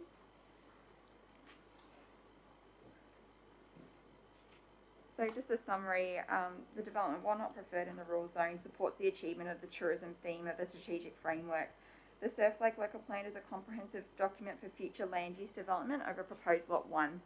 Further, the development is unique in terms of the operational and siting requirements and requires a large area of land not available in the urban, special purpose or tourism zoned land. Infrastructure charges will be issued for the reconfiguring lot application and material change of use. The application was subject to public notification for 30 business days and no submissions were received. Therefore, the application is recommended for approval, subject to conditions as detailed in the report. There's just one other thing that I would like to raise, just in relation to the material change of use conditions in condition 14.1. The floor plans and elevation plans weren't listed in the conditions, and I would just like to ask if they can please be included. I have a list of them. It is the floor plans of the pavilion building and storage pump room, and then the cabins as well. So if they can be included, I do have the list of those. That would be good as well. What is that again, Jenna? So in the conditions that have gone into the council report at condition 14.1, I haven't listed the floor plans and elevation plans of the cabins and the pavilion building. I missed these documents, but they should be included for clarity for the consultant in terms of what's been approved and what council has assessed. So they have been assessed, I just forgot to list them in the table, so asking for condition 14 to be include those elevation and floor plans. Yeah. Does that have any flooding, like flooding over it? I know there's water all through there. Just what depth at that particular junction, I don't know. Does anybody got that data? We don't have that information. Council knows that it is lower lying land. Yeah. There's no flood hazard overlay over the property, but there has been conditions imposed in terms of making sure that habitable floor heights are above 300. Well, when you're talking about elevations, I'm thinking you must know what they've got there. So in terms of elevations of the cabins, yes. So that's in terms of what the cabin looks like. So not in terms of elevation from the ground. We've conditioned that the land uses in stage 1 be above the flood height as per the general development code. We don't know what that is though. Yeah, so that's something that they'll answer part of that. I know that when Jim Searles used to land there years ago, when he was flying his ultralights and that when it rained quite heavily, that there would be water right across that whole area, but it wasn't exceptionally deep or anything. Because I think that water flowed into Headlow, would that be right? Yeah. I'm not too sure, sorry. Yeah, because there's that creek that goes underneath the road there. Yes. Right, councillors, any other questions of the officer? Yes, thank you, Mr. Mayor, through you to Jenna.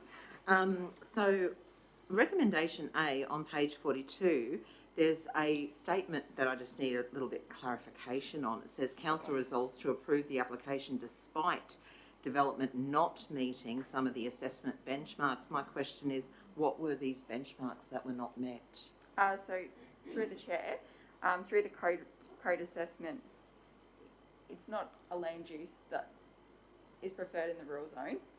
A tourist attraction, short-term accommodation, tourist park are not land uses that the rural zone allows to go in, I suppose, without requiring application. And the assessment benchmarks that we have listed is in terms of the strategic framework. So all the items, sorry, Jen. yeah, all the items that are listed in those below there. Are the assessment benchmarks relevant, that need relevant consideration as an alternative? So what you're asking is listed at Roman numeral I and continuing on until the start of recommendation B. Okay, thank you. So that's what's just about our decision. Sure. Just one other little thing that I noticed in this report that I don't see in a lot of other reports that come to the table. What does justify to comply mean as opposed to, well, I know what comply means, but justify to comply? Yeah, so through the chair, the detail that they've provided in the application and our assessment is that we've determined that what they propose and what's been proposed is suitable to achieve the performance outcome. So that performance outcome is the higher level statement. Yes. So it's been justified that it, even though it's not a preferred use in the rural zone, it can still achieve the performance outcome of the code. Thank you for clarifying that. Having to condition something alternative. Sure, sure. I did have one more, but I just need to quickly find it on page 76 of the report. Sorry for the delay. Just got to get to 76. I do apologise. Come on, page 76. I'm almost there. Thank you for your patience. Gosh, there we go. Councillor May, I'm going to ban your phone from council meetings from now on. Okay. So what you've just explained to me, Jenna, on page... Sorry, Councillor Friend. On what you've just explained to me, Jenna, on page 76, number 2, is that basically the explanation for this as well, because it does not, because the land use doesn't comply with a major tourist resort. Is that correct? This one says does not comply. Yeah, so section page 76 of the report, number 2.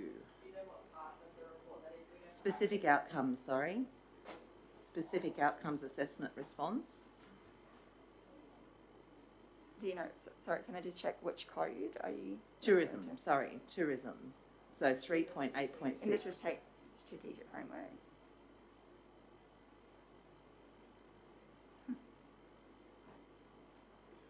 I'm sorry, what was the wording again?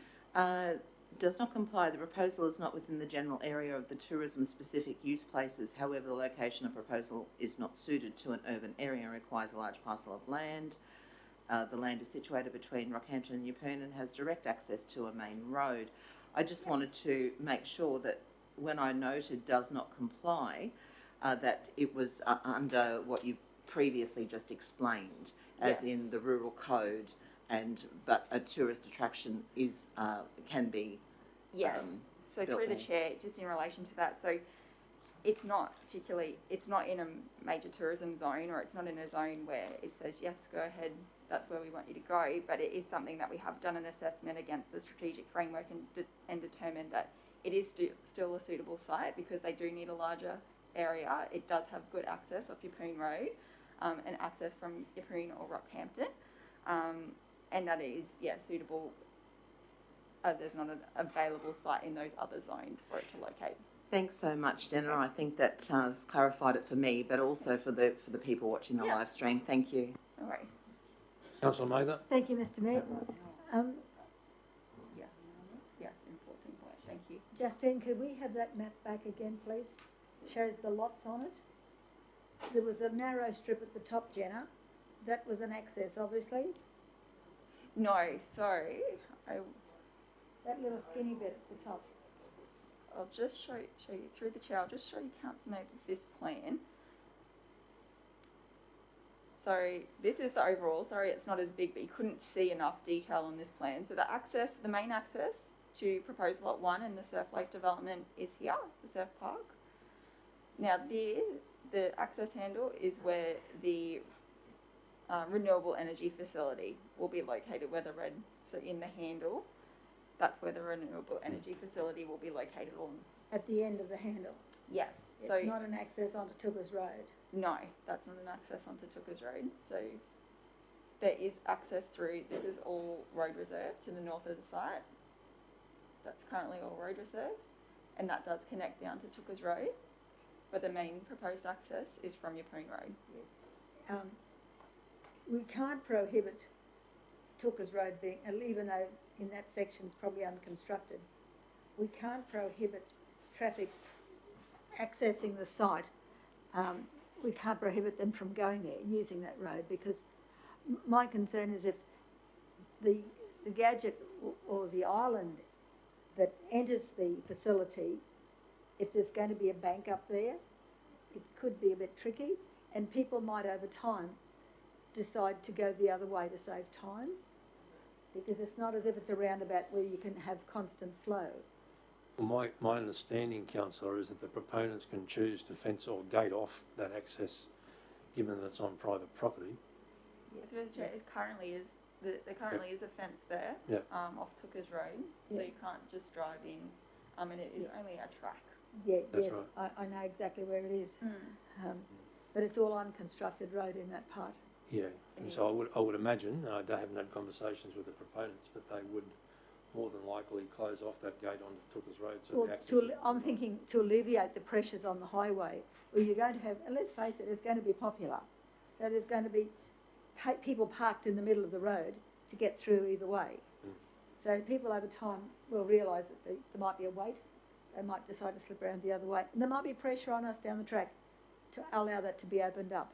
So that would mean that we'd have to construct Tookers Road or gravel pit road leading to that particular section. So we just have to be mindful of that. If I may, I get that this project is a tourist attraction. There's welcoming statements and features integrated with the sort of entry area of that. So I can't imagine it's going to be, and I can't imagine it's going to be quicker to go around through Tookers Road. That intersection has how many iterations of it? I think they went through 5 or so different types of intersection treatment scenarios with main roads. So ultimately, I imagine that's the best and most efficient access into the site. I think that was the alternative to a roundabout. There was The alternative to a 5 roundabout. proposals, 5 or 6 different proposals sought or assessed and considered as part of the application of main roads. We've had discussion with the main roads as well. As to what are we getting here? Do we need to duplicate that up there? So that was part and parcel of discussion. Now, I was just wondering because there could be a slow exit from that site or a bank up on an intro to that. Okay, well, we'll just keep that in mind. The other thing I just noticed, that you say that's stage 1, Jenna. There are 5 stages, but not necessarily in the order that's been portrayed here. So through the chair, that this application is for stage 1. Stage 1 has been sub-staged, so it's still the whole development, but they're doing in sub-stages. So the first stage 1A is a pavilion building and the surf park, so that, and associated uses, so the pump rooms and those sort of facilities. And then they'll be doing accommodation. Temporary over time. accommodation. Not In particularly the temporary. beginning, that's what they said here, temporary accommodation. One part of it will be temporary and then will be replaced by cabins. Yes. In a subsequent sub-stage. Yeah, okay. But it is just the one stage, but they're doing sub-stages of the stage 1. Yeah. Okay, it's just that when you look at it, you can get a picture in your mind where it grows. Yeah. But it's not, it's not what it seems on the paper. So that has been conditioned in terms of the Yeah. sub-staging as to what will be delivered in each sub-stage, and there are plans which show exactly what is in each stage. And the last question I have, Mr. Mann, thank you for your patience. Sewage disposal, waste disposal. Would they be putting in a plant that would cater for the whole completed development as a completed product? Yes. Or will they sort of add on? They will put in their own septic system, sewage treatment facility, and manage it on site. Septic system, sewage treatment. Sewage, wastewater disposal treatment. Well, we've got to define that. So it is conditioned. For us commoners, I mean. It is conditioned, so everything will be managed on site. Yeah, okay, that's good, thank you. Okay. Right, thank you, Councillor Mather. Any other questions, councillors? All right, so I've got a mover and Councillor Hutton. I'm seconding. So, Councillor Hutton, did you wish to speak to the report?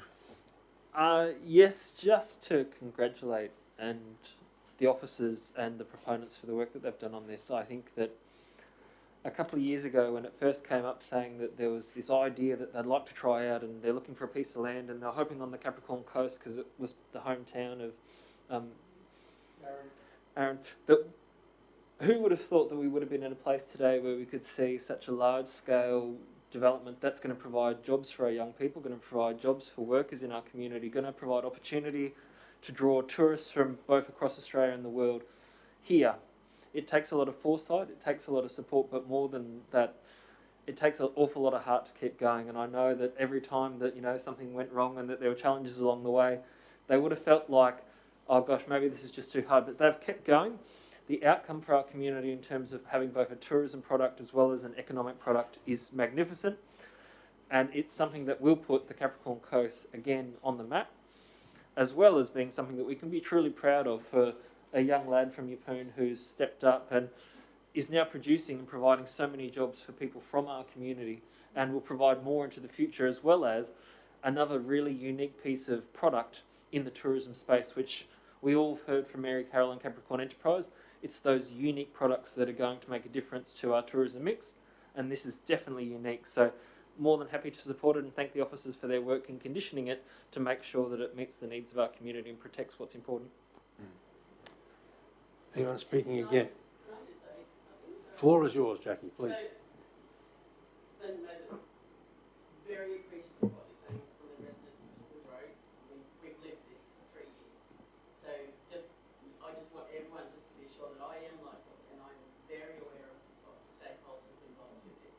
And we just want to do everything we can to appease everybody to make this development go ahead. Because our young lad from Yeppoon now is probably watching us live in America, and you know he's in America taking this to the world right now. And if the first one of these appears is going to appear in Yeppoon, it really is going to talk to on the world stage. So we're making history today, Jackie. We are definitely making history Will you today. make sure you get that message to him?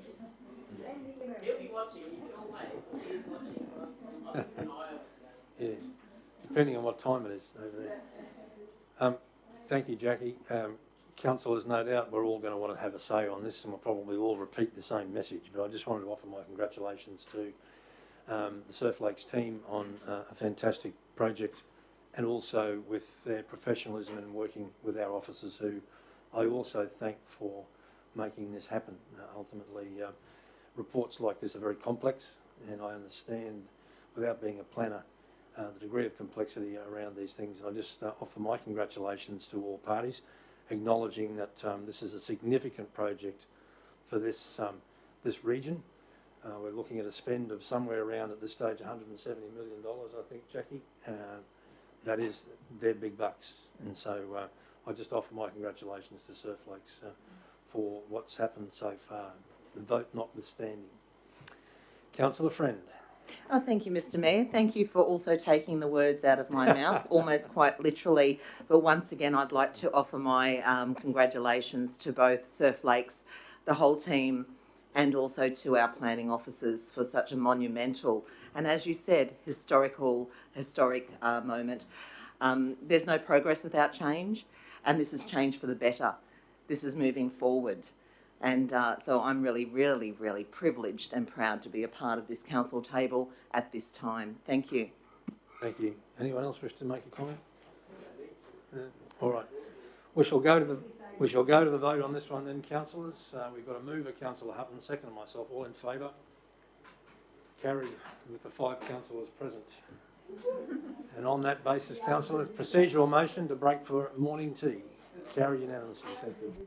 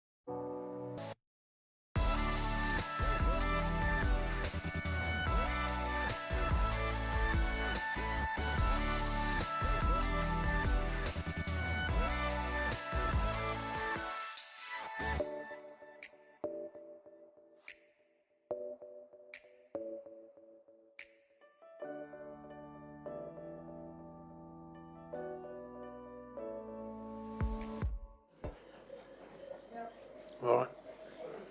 So welcome back, councillors. Procedural motion to resume from the break. Moved Councillor Mather, all in favour? Not carried unanimously. We're up to 11.4, councillors, the environmental sustainability in Livingstone, the year in review 2021. Who's Mr. Borlock? Welcome, Happy New Year. Thank you, Mr. Mayor. Same to you and to all the councillors, and good morning, everyone. Councillors, we have prepared the environmental sustainability, the year in review 2021 report, which encapsulates all the activities that we've undertaken in environmental sustainability in 2021. And I guess we are operating in a world at the moment that has a lot of challenges. Again, probably like a lot of other units in the organisation, but I think that we've managed to overcome a lot of these challenges and been able to deliver a lot of successful projects and programs, particularly looking at areas like climate change, where we have made quite a few inroads. We had our Central Queensland Forum here last year, which was very successful. We're also undertaking our GKI decarbonisation project, which is we've had very good support from the residents and stakeholders there as well. We've also had a couple of key strategies adopted by Council, which is now going to provide us with direction on those topics, our Living Coast and also the waste strategy, and we've also developed a draft biodiversity strategy, which is going to give us some good guidance in the management of our natural environment. So, councillors, we've I think we've had a fairly successful year. We've had to, I guess, deal with a lot of new people coming to our region with different ideas and expectations. We're also seeing a lot more people wanting to get involved in environmental sustainability as well, which is good.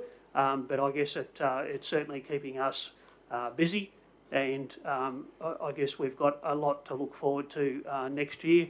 And the report has, I guess, just put or contains some projects and activities that we'd be looking for this year, as well as some items there that we may require future budgets for to be able to deliver them. So, councillors, we're simply asking that Council receive the Environmental Sustainability, the Year in Review report for 2021.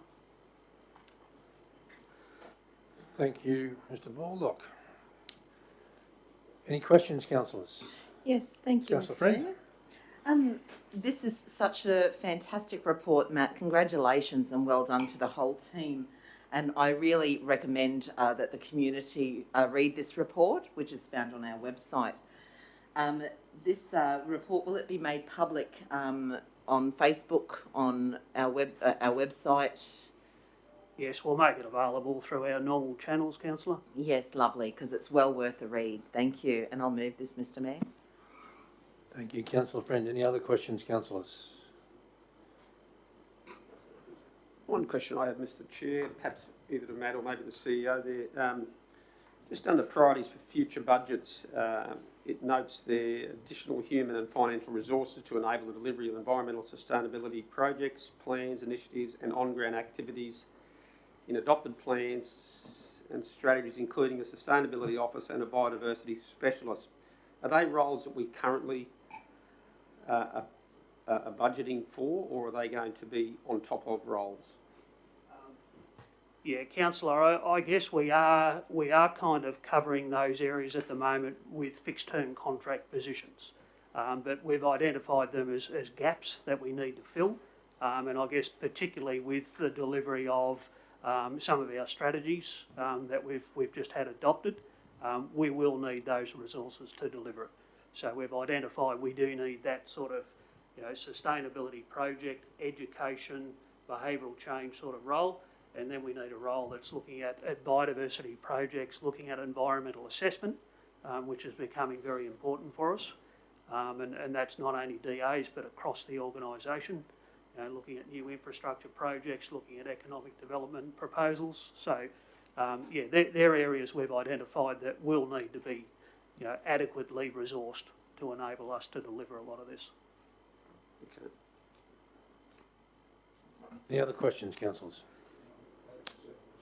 All right, so we've got a mover in Councillor Friend, seconder in Councillor Eastwood. Councillor Friend, did you wish to speak to the report? Absolutely. Thank you, Mr. Chair, and thank you once again to our Chief Sustainability Officer, Matt, for being here today.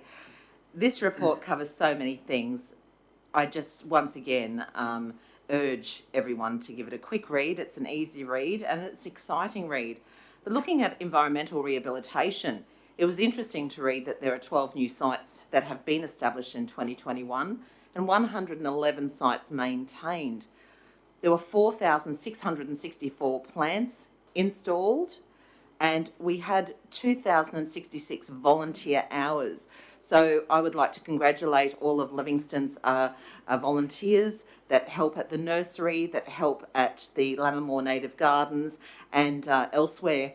And we also had 18 community events, which was quite a wonderful feat to undertake whilst having COVID restrictions throughout different times throughout the year. So I'd just like to say once again, thank you very much and all the best. This was very exciting. I digress. I must also note that part of my portfolio is also waste and or recoverables. And so this in 2021, we passed a waste strategy. We partnered with Plastic Free CQ.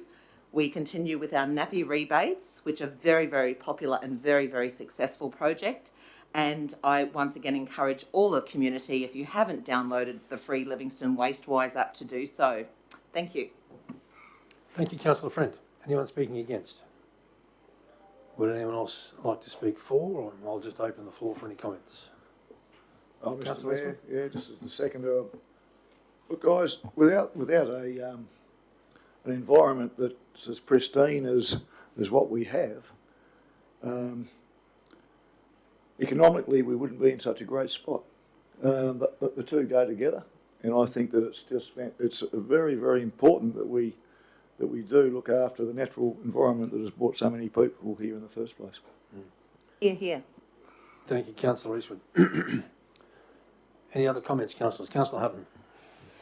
Yeah, I just wanted to take the opportunity to commend both the officers and the community who really rise up and help carry the desires and the wishes of our community to see a thriving natural Livingstone. We all enjoy the natural aesthetics of this community. We enjoy the unique ecosystems that can be found in this community. And without people tenderly caring, supporting, renewing these places, it just wouldn't be possible. Now, Livingstone Shire Council sees itself as playing a leadership role in some places, sees itself as playing a supporting role in enabling volunteers and others to do things in others.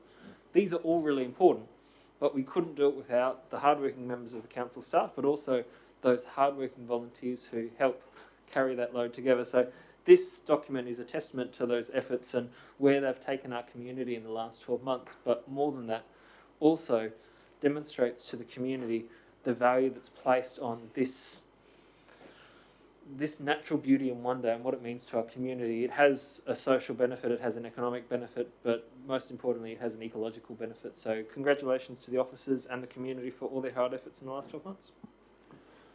Thanks, Councillor Hutton.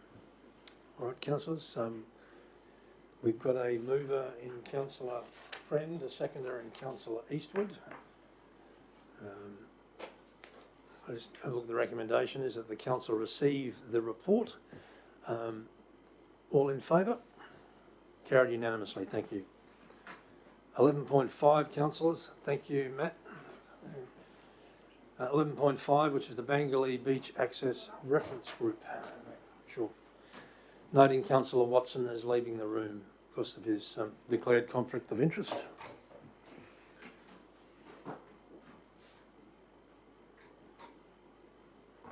Good morning, Council. Welcome. Thank you, Mr. Mayor. Oh, sorry, I just have to unlock my computer again. So this Bangalee Beach Access, the following the report submitted to the December briefing session, where officers presented the draft terms of reference and the proposed makeup of the reference group.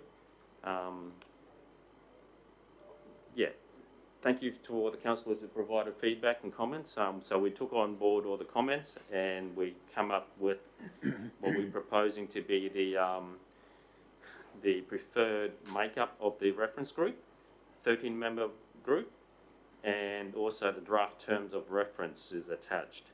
So officers are now seeking endorsement for the reference group, for the terms of reference, and so we can progress with the project. Happy to answer any more questions if you have any, or take on board any more comments. Thank you, Mr. Law. Any questions, councillors? No questions, Mr. Mayor.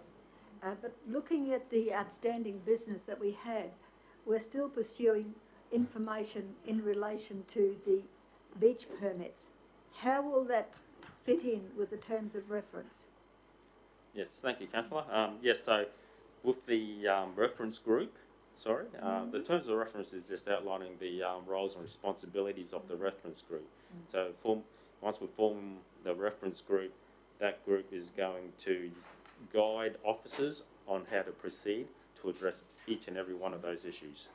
I understand that, but once they know their roles, but this is, when we're looking at the outstanding business, that's part of the role as to what they'll be looking after. So one would go hand in hand with the other. I understand what you're saying. Yes, councillor. We need to know who does what, but the question is, what are we actually doing?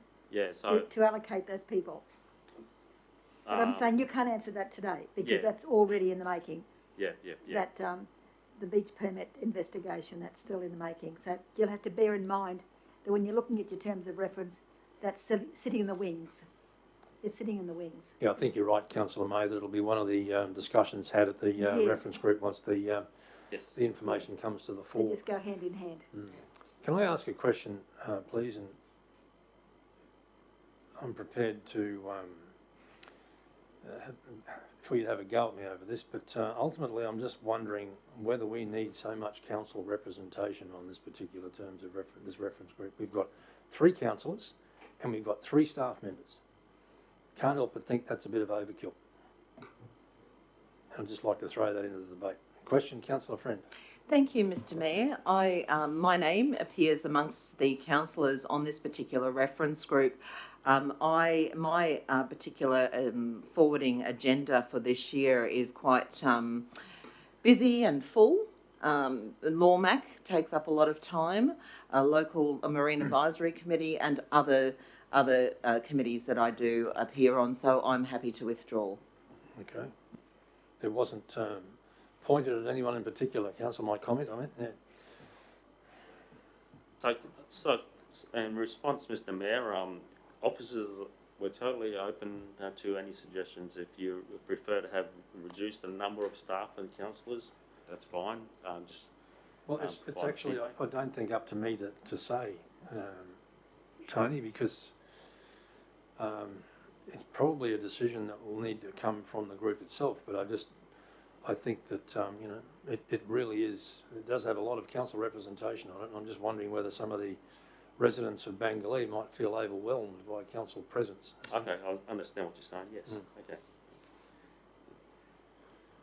Anyway, Mr. CEO, I think we'll just, if the officers can take that comment on board, please, and think about that. Will do. On page 90, we've got these members will be responsible for distributing and gathering information from other stakeholders. And we've got tourism groups in amongst that. Why have we got them there? So tourism groups in general, as in like, so the Tourist Information Centre, those sort of groups where they provide information to visitors to the area. Any visitors looking to, say, witness turtle hatching, for example, that might be able to disseminate that sort of information. So, yeah, what I'm thinking, the tourism groups, once it's determined what's allowed and what's not allowed, then that information is fed to the information centre people and they disseminate that. Yep. I just didn't know what involvement they would have there, because they'd be following the decision of the people who have vested interests in it. Yes, I understand, Councillor.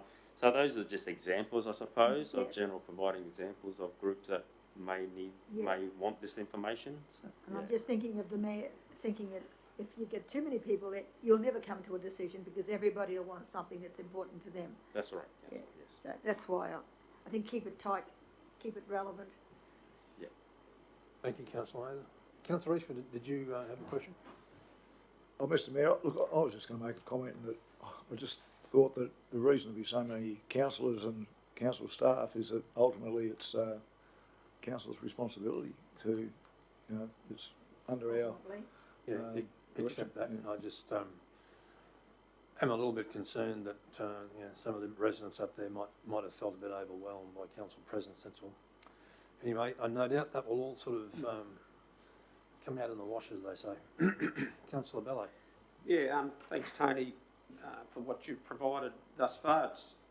The question I've got, I guess, is if we go back to the catalyst for this, ultimately, and there is a council resolution that was supported, which I can't remember it word for word, but it was something to the extent that ultimately council will reaffirm its commitment, I think, to seek additional or alternate northern beach accesses onto Farnborough Beach. I guess each person will approach this through their own priorities and what have you, but I know for me personally, the number one priority that I look at and the objective of this reference group is to try and narrow that down and provide some pathway forward for that to happen. Whether the table was to accept the recommendations or the feedback on the terms of reference group is up to the council, but there's a multitude of elements within that project. The only thing I would hope is that that we're true to the cause that it was actually initially started for, and whether the resolution itself should be embedded in there somewhere to make sure that this is what it's about. In the absence of a different resolution, well then that to me is what underpins it. So I guess in some ways I'm probably seeking either an amendment to that is displayed in there so it actually qualifies why this is actually happening, and perhaps either whether the Mayor or the CEO have got any comment on that, or do you feel that would be beneficial? Otherwise it could be easy to sort of forget the primary catalyst for why this come about. Mr. CEO. Yeah, just in response to that, Mr Mayor, if I could understand from Councillor Bello. So you're referring to the September 2020 resolution, notice of motion from Councillor Friend that's in the business outstanding item? Is that is that what you say is the genesis of this process? Look, without the motion or the resolutions in front of us, I should probably need to withhold comment on that. Because if that's the one you're talking about, I'd interpret that differently. In fact, it seems a lot more narrow about dealing with the issue at Hinds Avenue and working collaboratively with the police and parks and wildlife and whatever about that access, not about exploring alternative. That might be the solution to dealing with that problem. But if to pick up on your point about we don't want to send the caravan off on the wrong path, if you are grounding that statement in the initiating resolution, my guess is it's about solving that immediate problem, a solution which may be an alternative northern access, but the genesis isn't about necessarily finding that if there are other ways of tackling the issue that came up in September 2020. Well, I'd probably ask that we lay this on. I'm happy to move a procedural this laid on the table until such time as we're clear on the impetus for this reference group, because I'm a little concerned that we have several resolutions out there, and that's no doubt one of them, but there was certainly a resolution that we passed that Council reaffirm its commitment to seeking additional or alternate northern access onto the beach. My memory's probably wrong in that area, but I'd love to be able to test that to see before I was prepared to support this. So if I could move a procedural for that to take place.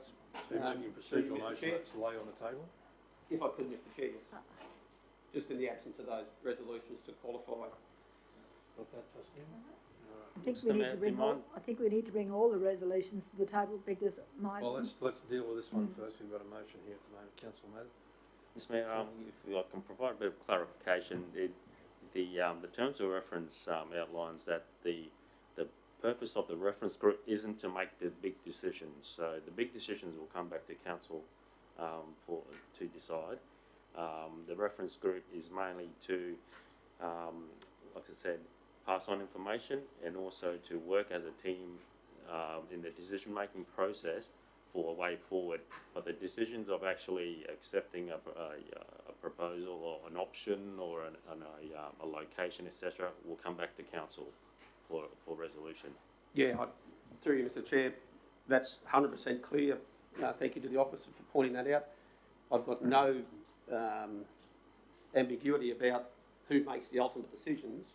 What I want to be clear on is what function is the reference group going to be putting their attention towards, what problem are they trying to solve ultimately, and that's what I'm probably looking to clarify, because I'm concerned that there's a whole myriad of different, but anyway, I've moved the procedural, Mr Chair. Right, so we've got a procedural motion from Councillor Bello. All in favour? Okay, carried unanimously. You're against, Councillor? All right. Councillor Mather against? Councillor Friend, I beg your pardon, against? No. Perhaps if we could set some timing around when that would come back, just to qualify it. You know, is it today or is it the next meeting that it'll be provided? I wouldn't imagine it was today. We don't have to put that in the resolution. We can have it agreed with the officer, Councillor. Yeah, but you can leave it lay on the table indefinitely, or you can put a date on it. But at this stage, I think the CEO is saying just. Yes, Mr Mayor, my understanding is the origin was that September 2020 resolution, but if Councillor Bello, as he points out, says there's multiple resolutions, then we should get them all. Yeah. Yeah. Thank you. Thanks, Tony. Okay, so we're moving on to 11.5 now, to 11.6. Yep, can you find Councillor Watson, please?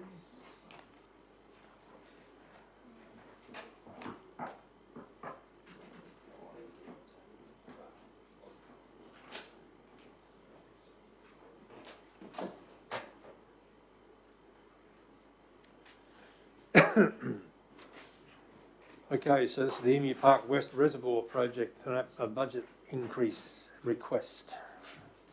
Over to you, Mr Deacon. Welcome to the table. Happy New Year. Happy New Year, councillors. Thanks.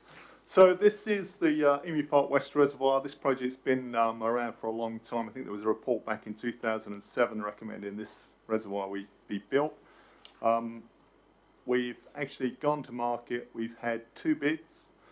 And significant price difference between the 2 bids. The recommendation is to fund the cost shortfall of approximately $600,000.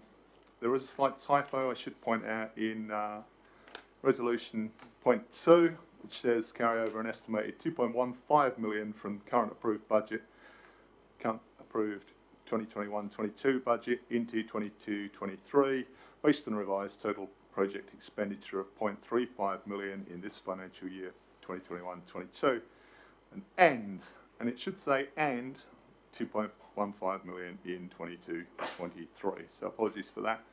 So the estimate was at 2.5 million, and that was the approved budget, but having gone to market, the market's told us that we haven't got the right price, hence the request for additional funding. Should point out that this project did achieve $2 million in external funding from the Local Economic Recovery Program, which was 80%, I guess, of the total budget, 2.5 million at the time. We've got a requirement to have that grant closed out by June 2023. So there isn't an option to defer this project long term. There is a breakdown of costings on the second page. Don't know if you need any more detail in that, but a relatively low contingency remaining of 150,000 based on the fact that we've been to market. I would stress that we are at the point of being able to award the contract. We have gone through all of the post-tender clarifications with the contractor, and we've received satisfactory answers to all those. Probably draw your attention to the risk assessment, which has been that there's been a deficiency in the water supply storage for an extended period, which should have led to constraints on new development, and will finally be addressed with construction of this reservoir. So this is one of 2 reservoirs that were identified for the southern Cap Coast. This being the first, and a future reservoir is also proposed for Zilzi, but that'll be re-evaluated as part of the priority infrastructure planning process, which Tony's team are currently going through. So the conclusion is an additional budget of approximately 602,000 required, and that's what we're seeking here today. So just to confirm, all of the figures in the recommendation are correct? Can we just triple check that? Yeah, it's just that second point where it says and.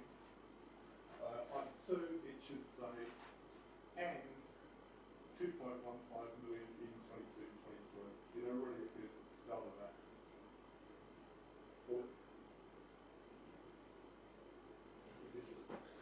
So remember, on point 2 of the recommendation, it should say and. can I read the whole thing? Just start from the carryover. So it should say carry over an estimated 2.15 billion from the current approved 21-22 budget into 22-23, based on the revised total projected expenditure of 0.35 million in 21-22 and 2.15 million in 22-23.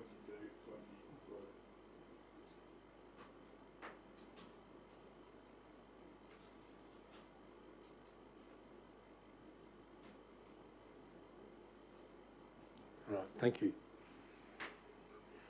Questions, councillors? Councillor Watson. It's not related to the money, Nigel, but I've had reports from people in Emu Park that they said their water pressure's reduced over the time. Will this reservoir fix those issues? Yes, probably not, no. So much of Emu Park is in a high pressure zone, which is pump zone, and it's our biggest up zone. So this won't affect those issues, because effectively the Emu Park, the new Emu Park Reservoir West will tie in with the current Emu Park Reservoir, which is about 2 megalitres, the new reservoir is about 4 megalitres, and that will feed the low zone under gravity. But the high zone, which is the bulk of the Emu Park, will remain in that pressurised pump zone. These areas out at sort of Kerman Creek way, they're talking about. Might have a phone friend on that. Tony might know more than that. Is it Kerman Creek? Would that be included in the pump high zone? I don't believe so, no, I believe that's a low zone. Yeah. Yeah. So we could look at that further with our network. Sorry, we could look at that further with our network analysis. Maybe I can give you some addresses to see if that's something that helps. It should improve it though, because if there's a lot of customers drawing off the line for them, then it might reduce the pressures. So it should improve it, yeah. Yeah, thank you.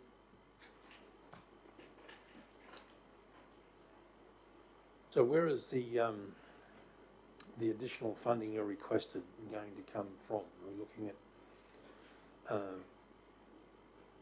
dropping other projects per se. I noticed that there's a comment of that in the report, but I'm just sort of wondering whether you can give us some precise information. Thanks. I can't give you that precise information there. Right.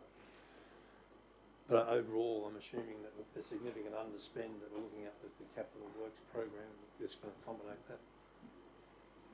Yes, I think justice for this year should be sufficient, but council will need to consider this increase in context of the full 22-23 capital budget when we have those discussions in early March.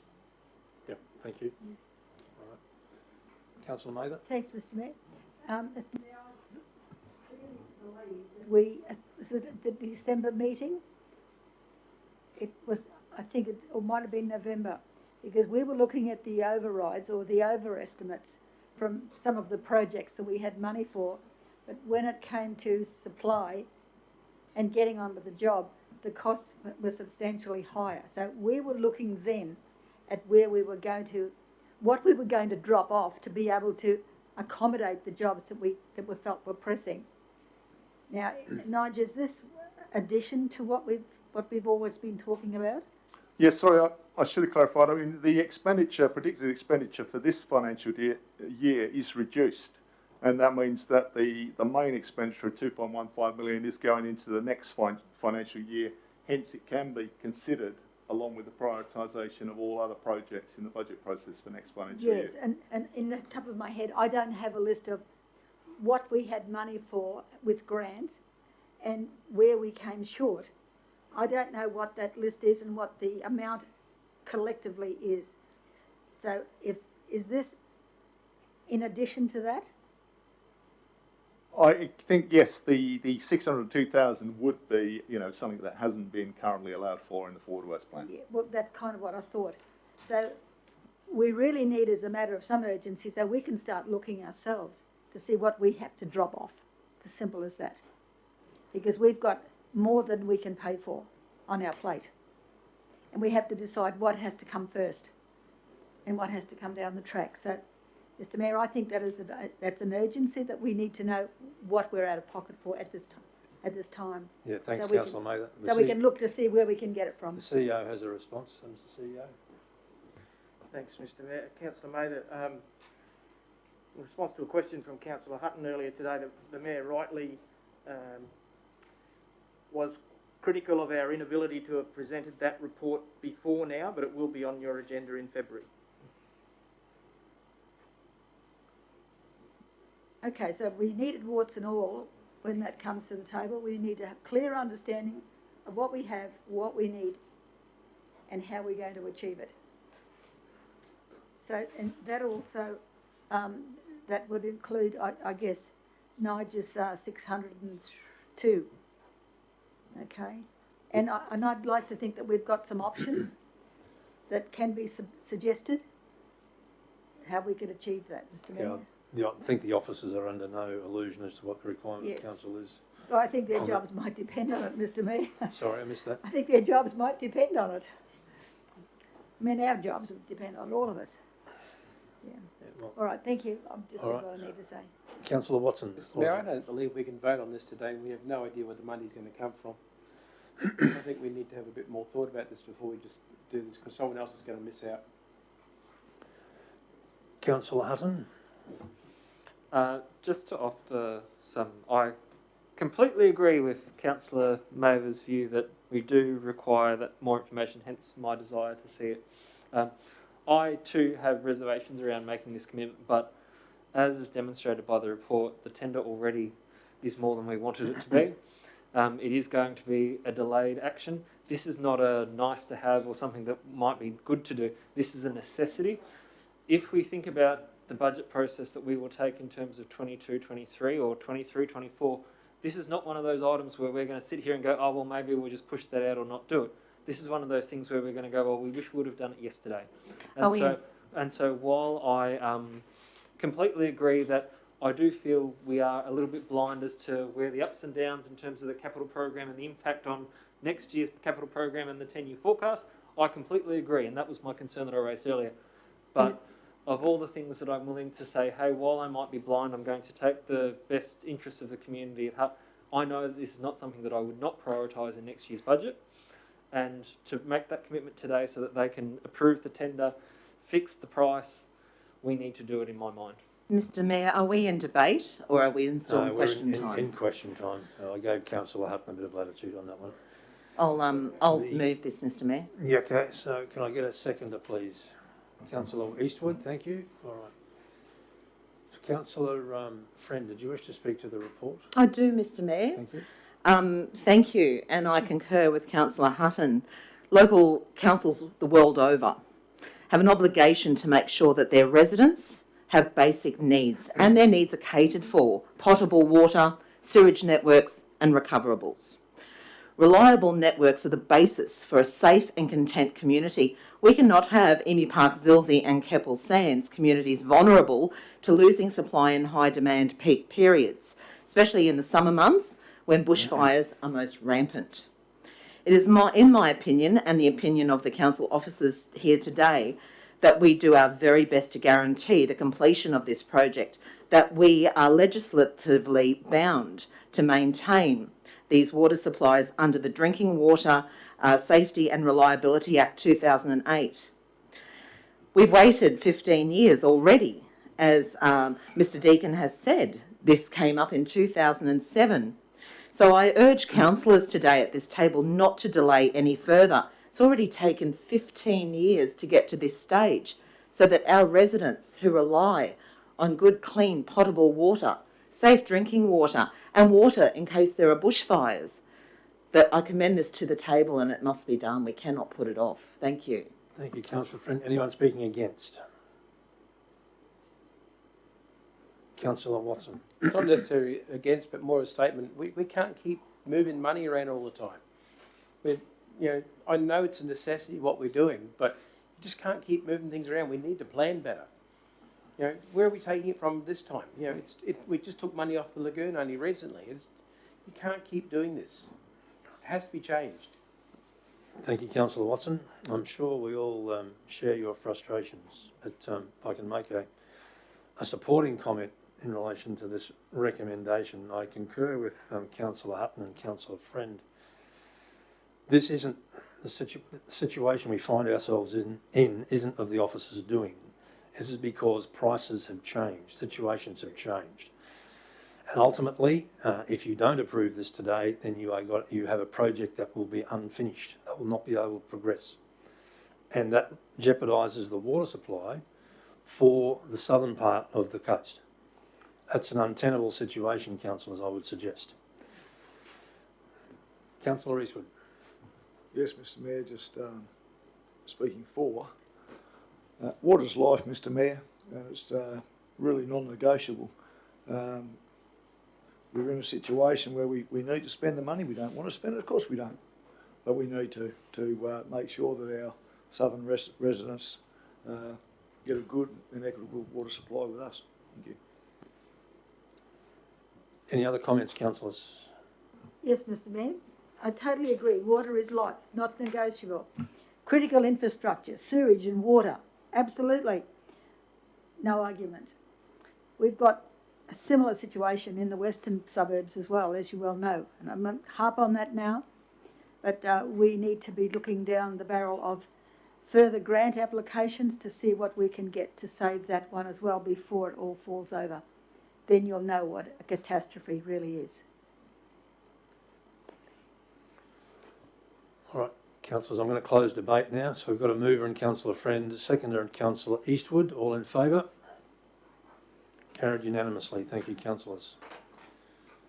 Thank you to the officers. 11.7, response to questions on notice, drainage issue, 4 to 6 Richard Street, Emu Park.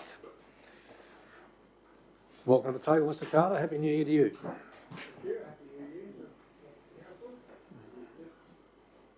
This report provides responses to Councillor Craig's questions on notice concerning some drainage issues at Richard Street in the park. First question is what action being taken to address the problem. There's been numerous requests, mainly since December 2016, but the initial request came through in 2014. That aligns with the ownership changing to the current owners around about that time.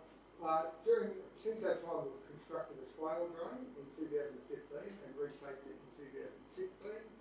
And we did have plans some inlet upgrades for last year, but unfortunately we weren't able to deliver them due to resources, which were repeated in this year's budget, and they will be delivered prior to the 30th of June this year. Second question, has there been any reports from the specific issues of what needs to correct them? There's been no plans and reports undertaken on this matter. It's been considered an operational matter. Has there been any costings done? Is the third question. When we de-amalgamated, I personally shifted over the forward works from 2014 amalgamated council, and at that stage there was a project to upgrade drainage in Richardson Street between Higson and Keppel Street. And it was valued at estimated at $250,000 back then, and nominated for 25-26. Would have been beyond the 10 years when it was put in there. In September 2020, I personally submitted a business case to do K&C in Richardson Street in the same location, and that's been put in the forward works for 25-26 also for $225,000. As I just mentioned, the inlets and some pipe work has been done this year. It was adopted in the last year's budget for $31,000 and carried forward to this year. Has the matter ever been submitted to the table? No, it hasn't. And has the matter ever been placed on the budget list is the fifth question. I'll just refer you back to my responses in question 3. So basically, forward works program 25-26 for 2 projects and the current budget. Is the current problem the result of work carried out by council, which is now causing the drainage problem? The drainage issue is not the result of works previously carried out by council. Older subdivisions didn't require drainage towards the roads when they were originally done, and this particular lot slopes away from the road, which results in sort of low-lying localised areas in some locations. In this particular case, the allotment has 3 units, I think, high-set, older-style units, where the bottom part of the building's a garage with the concrete surface at ground level. So it's subject to some flooding in higher rain events, which is considered an exceptional level, or would have been considered an acceptable level of service back when it was built, due to the fact that it's a non-habitable area. And that can even be the case today in some building codes. So things like sheds and that can be built at ground level and can flood without it being considered a major issue, because they're non-habitable. Thank you, Mr. Carter. Just a very quick question. Yep. With these works that are now proposed, are we engaging with the local residents in Richards Street? Through the customer request system, they've been advised of these inlets going in. Mm-hmm. There has been a suggestion in the customer request that the owner of the units removes a driveway where the pipe under the driveway is undersized and does push some water that way. We have even offered to remove it as part of our works at no cost. We haven't had a favourable response there. And it would be fair to say that when we've advised the customer of the future works, they're reasonably insistent they'd like it to happen earlier. Indeed. No, I think that's probably a fair request. Because the reason I ask is because I've been approached by residents. I think Councillor Mather has as well. Yep. Perhaps some of the other councillors too. I was buying it some years ago. Yeah. So I guess I just make a request that those people be included in what's going to happen. Yep. Going forward. Yep, we'll keep them informed. Yep. That'd be great. And yeah, if we could perhaps look at bringing that project forward. I suppose certainly the business case put together in September 2020 listed 30 or 40 projects to take curb and channel, because quite often there's still streets in Yeppoon and there's some streets in Emu Park where the provision of curb and channel would solve a lot of drainage issues.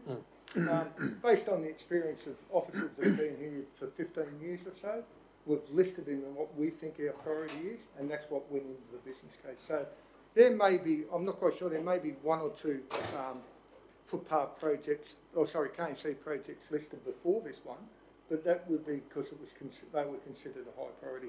There are numerous cases where this occurs.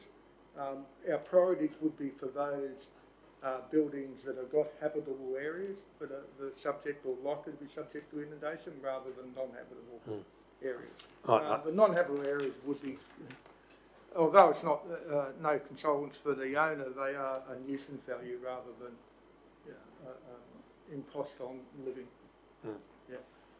I understand the issues. I just if the request can be kept in mind, perhaps bring it forward, because ultimately if you're going to be doing work shortly and then another couple of years later doing more work. The work this year is very minor compared to it's basically to improve the inlets, which allow more water into the existing pipe system, where the future works is full design to upgrade the pipe system and reshape the land to drain appropriately. Yeah. Okay, all right. Any other questions, Councillor Mayer? Yeah, I've got a couple, Mr. Mayor. Thanks for the report, Jeff.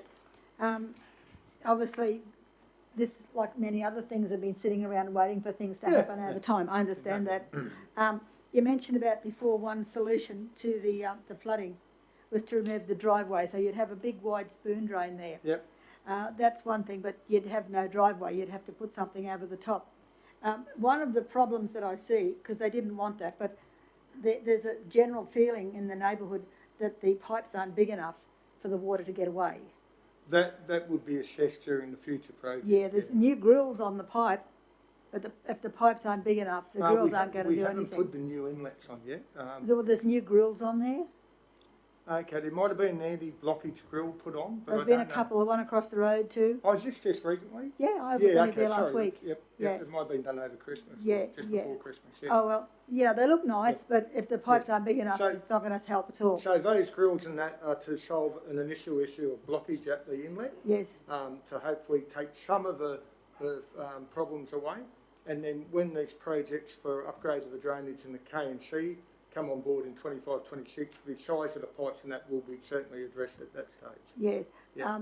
If you're looking at the building, on the eastern side of that, there's a rock block wall, which actually holds the water back. Yeah, there's probably a fair chance that the person that developed, and it was certified by a private certifier, that building built on the corner of Richardson and Keppel Street, they raised the land slightly, which does impede the natural flow. That would be a civil matter for the owners of 4. Yeah, I'm saying that's part and parcel. Richardson Road. Part and parcel of the water not getting away. Away, yes, you're right. Yeah. But that would be a civil matter for them to address with those. Yes, I mean, we could approach them if necessary to say, look, we've got a problem. And I guess they didn't want water at their place either. No, but you're right, they have blocked the flow. Council had no say in approving that building works. It was done by a private certifier. So the owners of 4 and 6, if they want to pursue that civilly, would be able to do that. When you say that the water that goes underneath the building is more nuisance value, what I was told the other day, that the foundations are moving because of the water getting under there. So he's having an assessment done on that now. So it's not something that we can sort of let happen if we know that we can do it. But notwithstanding all the good information that you've given me there, I need a clear path forward as to what we're going to do and when we're going to do it, subject to budget, of course. Well, should Council not change its forward works, it would be 25, 26 as listed. Yeah, well, Councillor Mather, what we're doing today is not asking for solutions from the officers, we're receiving his report. So, well, it's like a lot of other things, Mr. Mayor. We go to the trouble to get all this information. There's a lot of work involved with that for the officer as well. And when I go and have a look at these things and I can see and I walked to the top of the hill and took pictures all the way, up and down. I've got all the pictures, the holes in the road as well. Holes in the road. I get the report, which is great. It's necessary. It's a starting point. So we all know what page we're on. But it doesn't say where we're going from here. no. That's all I need. That we could get that at a later date, Mr. We Mayor. can But do that's that what through- we need, because we go round and round and round, and at the end we'll say, why is it taking so long? It's Well, because we don't understand. If I can get a word in, Councillor. Sorry. It's just because we don't understand clearly. It's not clear. No, as to but where we're going. ultimately, those are things you can take up with through your portfolio meetings, and you can take them up through the budget process going forward. Yes, it's going to be a very happy debate, this one, at budget. Thanks, Mr. Mayor. Thank you, Jeff. No problem. Thank you. All right, so councillors, the recommendation here is that we receive the report. Can I get a mover and a seconder, please? Move Councillor Mather, seconded Councillor Bello. Thank you. Councillor Mather, do you wish to speak to the report? No, Mr. Mayor, I think I've said enough. Thank you. All right. Anyone speaking against? Anyone else wish to speak for? All right, so we'll close debate. Move by Councillor Mather, seconded Councillor Bello. All in favour? Carried unanimously. Thank you, councillors. Brings us on to questions, statements, motions on notice from councillors. And we've got a couple of these. We've got 12.1 from Councillor Hutton, Taringa Bar Road. Moving Councillor Hutton, seconded. Councillor Watson, thank you. Councillor Hutton, the floor is yours. You don't need to speak to it. Mr. Mayor? Of course you can. We have to go to another set of documents to be able to know what the notice, the motion is. Why can't we just have it, because it's not as if it's 3 pages long, it's probably only take up a half a page. Why can't we just have that where we've got the notice to say this has happened? Well, it's a question I'll pass to It'd make it much easier without having to go to the second lot of documents. Grateful. It's just all over the place. Councillors might be aware, I'm not sure which number iteration that we are on, but we have embedded attachments in the past to documents which made the navigation pane on the single document difficult. So in response to difficulties confronted by some councillors, we went with the split agenda, which is causing concerns for Councillor Mather and perhaps some others. So we can revert. Take note. we can revert to how they were, but we have arrived at this, as I understand it, in response to earlier concerns that it created for the resolution of the attachments and the difficulty of navigating the agenda in its own right. But if you'd like them all returned to a single document, if that's easier, notwithstanding the concerns raised about that however many months ago, we can return to that format if you would prefer. But it has hairs on it as well. Oh, they've all got prickles, Mr. Mayor. I don't believe that we're going to be debating that today, but it's just a suggestion, something as simple as this could be attached. Maybe at a future briefing session. This was a simple solution to earlier concerns that were raised. We can return to the other. Well, I think, Mr. CEO, through you, Mr. Mayor, we can have a talk about that at a future briefing session to see what we can actually include in the agenda without having it to be too cumbersome. I think that's an appropriate forum, Councillor Mather. Yeah, yes. All right, so we're considering 12.1 now, councillors, which is questions on notice from Councillor Hutton. They're fairly self-explanatory. All we're doing is endorsing his questions, per se. He's moved, seconded Councillor Watson. All in favour? Carried unanimously. Thank you, councillors. 12.2, again from Councillor Hutton in relation to trees. Again, a series of questions. Moved Councillor Hutton, seconded Councillor Eastwood. I have a question. Thank you, Mr. Mayor. Fire away, Councillor. Thank you. Councillor Hutton, these questions are absolutely great questions. Just wondering, is there a reason why you're looking at how many trees the nursery propagated? Are you wanting to find out more about the open spaces and how they use the nursery trees? Just wondering on the history of this one, that's all. The answer to your question is yes. Lovely. And thank you. And Councillor Hutton, there is some information, just letting you know kindly, on the internet there is a policy. It goes into great detail about the different types of trees that are propagated and where they should be placed and how far they should be placed. Also, too, we discussed this in our budgetary deliberations back in the 11th and 17th of June. And we were given some numbers back then from the nursery as well. And I just thought I'd pass that information on to you kindly. Thank you, Councillor. Councillor Hutton, did you wish to respond? No? Okay. All right, so we've got a mover, Councillor Hutton, seconded Councillor Eastwood for 12.2. All in favour? Carried unanimously, thank you. Councillor 12.3, and I assume there's a nexus between 12.2 and 12.3 as well, Councillor Hutton. And would you like to speak to this one? Yes, please, Mr. Mayor. So in putting forward this motion, it was long the dream of Councillor White, or former Councillor White, for Livingstone to invest time and effort into a botanic garden. And recognising that botanic gardens have a very special role both in terms of seed collection, diversity of stock and other items as well as being a fantastic place for both social and ecological benefit. However, when I was considering the great success that Livingstone had had with the Capricorn Coast Food Trail and acknowledging the amazing natural settings that we have across the Shire that are supported by volunteers, that are supported by the Green Thumbs in Council, I really believed that what we'd be doing by investing in a botanic garden was reducing our capacity, recognising that we've got to live within our means to both continue to support all these great sites as well as invest in a new site. By actually linking them as a botanic trail, we provide an economic stimulus, so it becomes a tourist destination to say, hey, have you done the Livingstone Botanic Trail? You get to go to the Kinka wetlands, you can go to the Lammermoor Native Gardens, etc., etc. Link them all together, promote them and package them in such a way. It celebrates our diversity of the ecology of our Shire, as well as provides for, I think, which is what was at the heart of Councillor White's request, was that we do not just celebrate it, but see our role as being, you know, a protector and a sovereign for the Botanic Gardens in that sense. So this was what I hoped would be a cost-effective way of achieving his dream.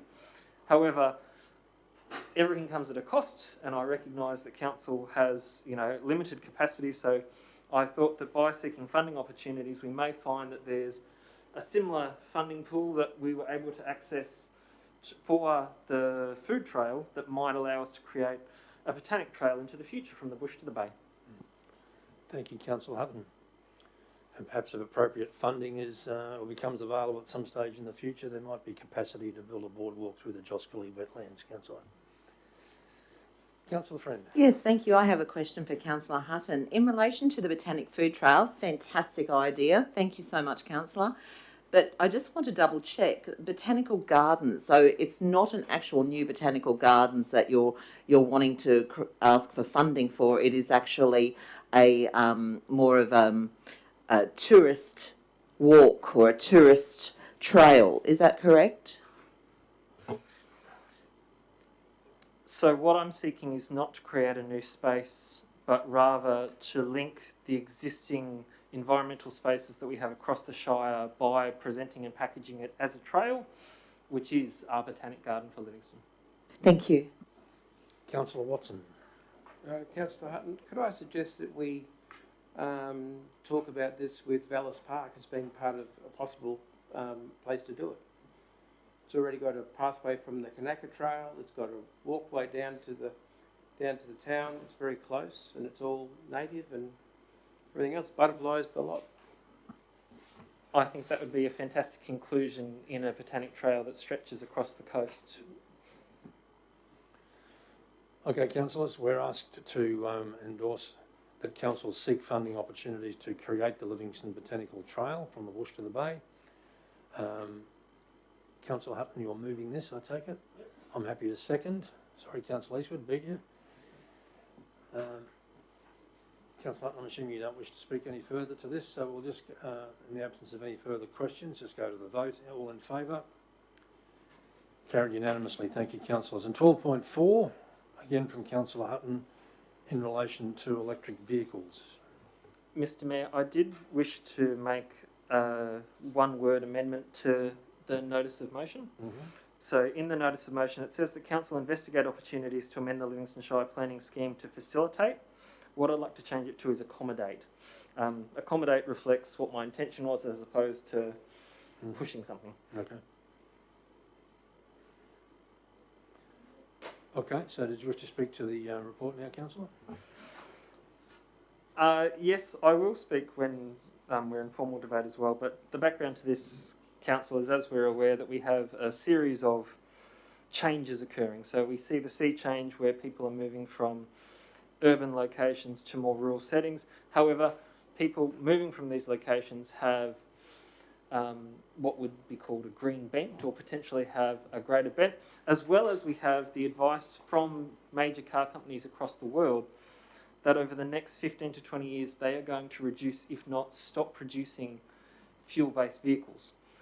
So if tomorrow we were to approve a new 5-storey development of 100 units, we have to expect that within 10 years, at least one of the unit holders in that unit is going to have an electric vehicle that's going to need to charge in their car park.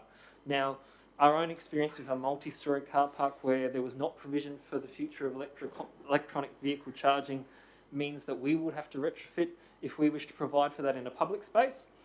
What I'm seeking is that we investigate how do we, in terms of our planning scheme, provide for when we're approving private developments to make sure that that provision is there so that they're not retrofitting into the future. We know this is coming, we know this chain needs to be accounted for, and this is our opportunity. Instead of waiting till after, you know, we find that we have an influx and we've got nowhere, or that people are choosing to not move here because they can't find somewhere to charge their vehicles where they live, and they start looking for public spaces, which becomes a burden on council, which is something that none of us really want. Let's see how do we actually provide the opportunities within the planning scheme to ensure that private developments that occur into the future have the provision for this so that it meets the needs of future residents of our Shire. Thank you. Questions, councillors? Councillor Mather? Mr Mayor, I think the motion has promise. I'd like to see before we go to the planning department with it, that we have some discussion at a briefing session about possibilities and what it would involve. Because we're not dealing with land use here, we're dealing with additional conditions on. Before Councillor Hutton replies to that, I think that would probably happen as a matter of course anyway through the planners, because if we're asking them to change or accommodate within the planning scheme an amendment such as this, then they've got to bring that to the table anyway. So that would more than likely happen both at a briefing session as well as a formal council meeting. Councillor Friend? No? I'll second that, Mr Mayor. Okay, thank you. So we're going to move to Councillor Hutton, seconded Councillor Friend. Councillor Hutton, do you wish to speak to it again? Yes, please, Mr Mayor. Just to say that the Livingstone Shire Council strategic documents promotes the ambitions of council in developing a sustainable future for our community. While electronic vehicles do not yet contribute significantly in terms of our local vehicle population, the announced changes by car manufacturers, we see that there's going to be the 2030 leap, which is where in the EU they're going to say that all new vehicles must be electric. We see the Ford Motor Company saying that they're building 5 new plants in the next 5 years, all of them for electric vehicles. Hyundai has said that by 2040 they will cease producing fuel-based vehicles. The only major car company across the world that I could find that hasn't yet got a plan as to how it's changing is Toyota, at least not publicly announced. So this change is coming, and our community is going to need to deal or manage with that. And by investigating opportunities to amend our planning scheme, we know that the buildings that we produce over the next 10 years, they are going to be buildings that are going to be accommodating EVs parked in them, and therefore it's, you know, on us to start this process of how do we best meet this need. Thank you, Councillor Hutton. Right, any one speaking against? Councillor Friend, did you wish to speak to it at all? I wish to speak to it also because I absolutely agree with Councillor Hutton, and I understand our officers are currently undertaking business cases to see how council can also themselves establish and install a electric vehicle charging station here in Livingstone in Yeppoon. So being that this falls directly under Councillor Hutton's portfolio being development and planning, I think it's a wonderful thing that we can look at these being conditioned under the planning scheme, and it's certainly a step forward. Thank you very much. Thank you, Councillor Friend. Councillor Watson. Can I suggest that when we do this research that we engage, not engage, but talk with local residents who already have electric vehicles about where these things should be placed?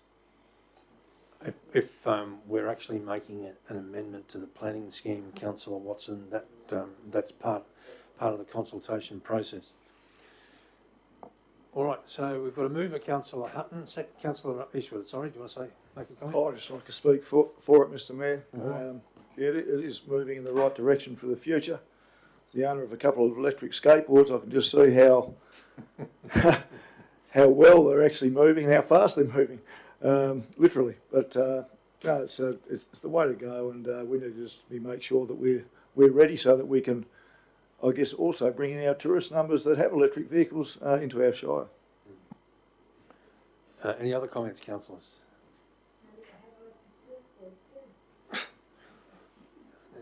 Electricity and water, good mix. All right, so we've got a mover, Councillor Hutton, second Councillor Friend. All in favour? Carried unanimously. Thank you, councillors. Now, before we close the meeting, we have an item of urgent business. Mr. CEO, I think there's something from you. Thanks, Mr. Mayor. Earlier in the day, received a request from Councillor Watson about a period of leave. I think the most appropriate way of dealing with that is for Council to formally resolve that position. We've prepared a recommendation for Council's consideration. The recommendation's on the screen there, councillors, and it is that leave of absence be granted to Councillor Watson between the 19th of January and the 22nd of February 2022, following the recent passing of his mother. I'm happy to move that, councillors. Can I get a seconder, please? Councillor Friend, thank you. All in favour?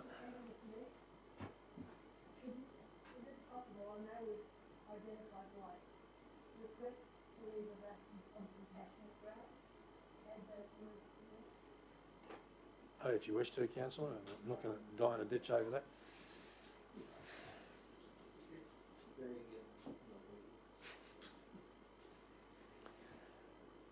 Okay. So can we resume the vote? Thank you. All in favour? Carried. Yeah, it's in there, councillor. But leave of absence be granted on compassionate grounds. Oh.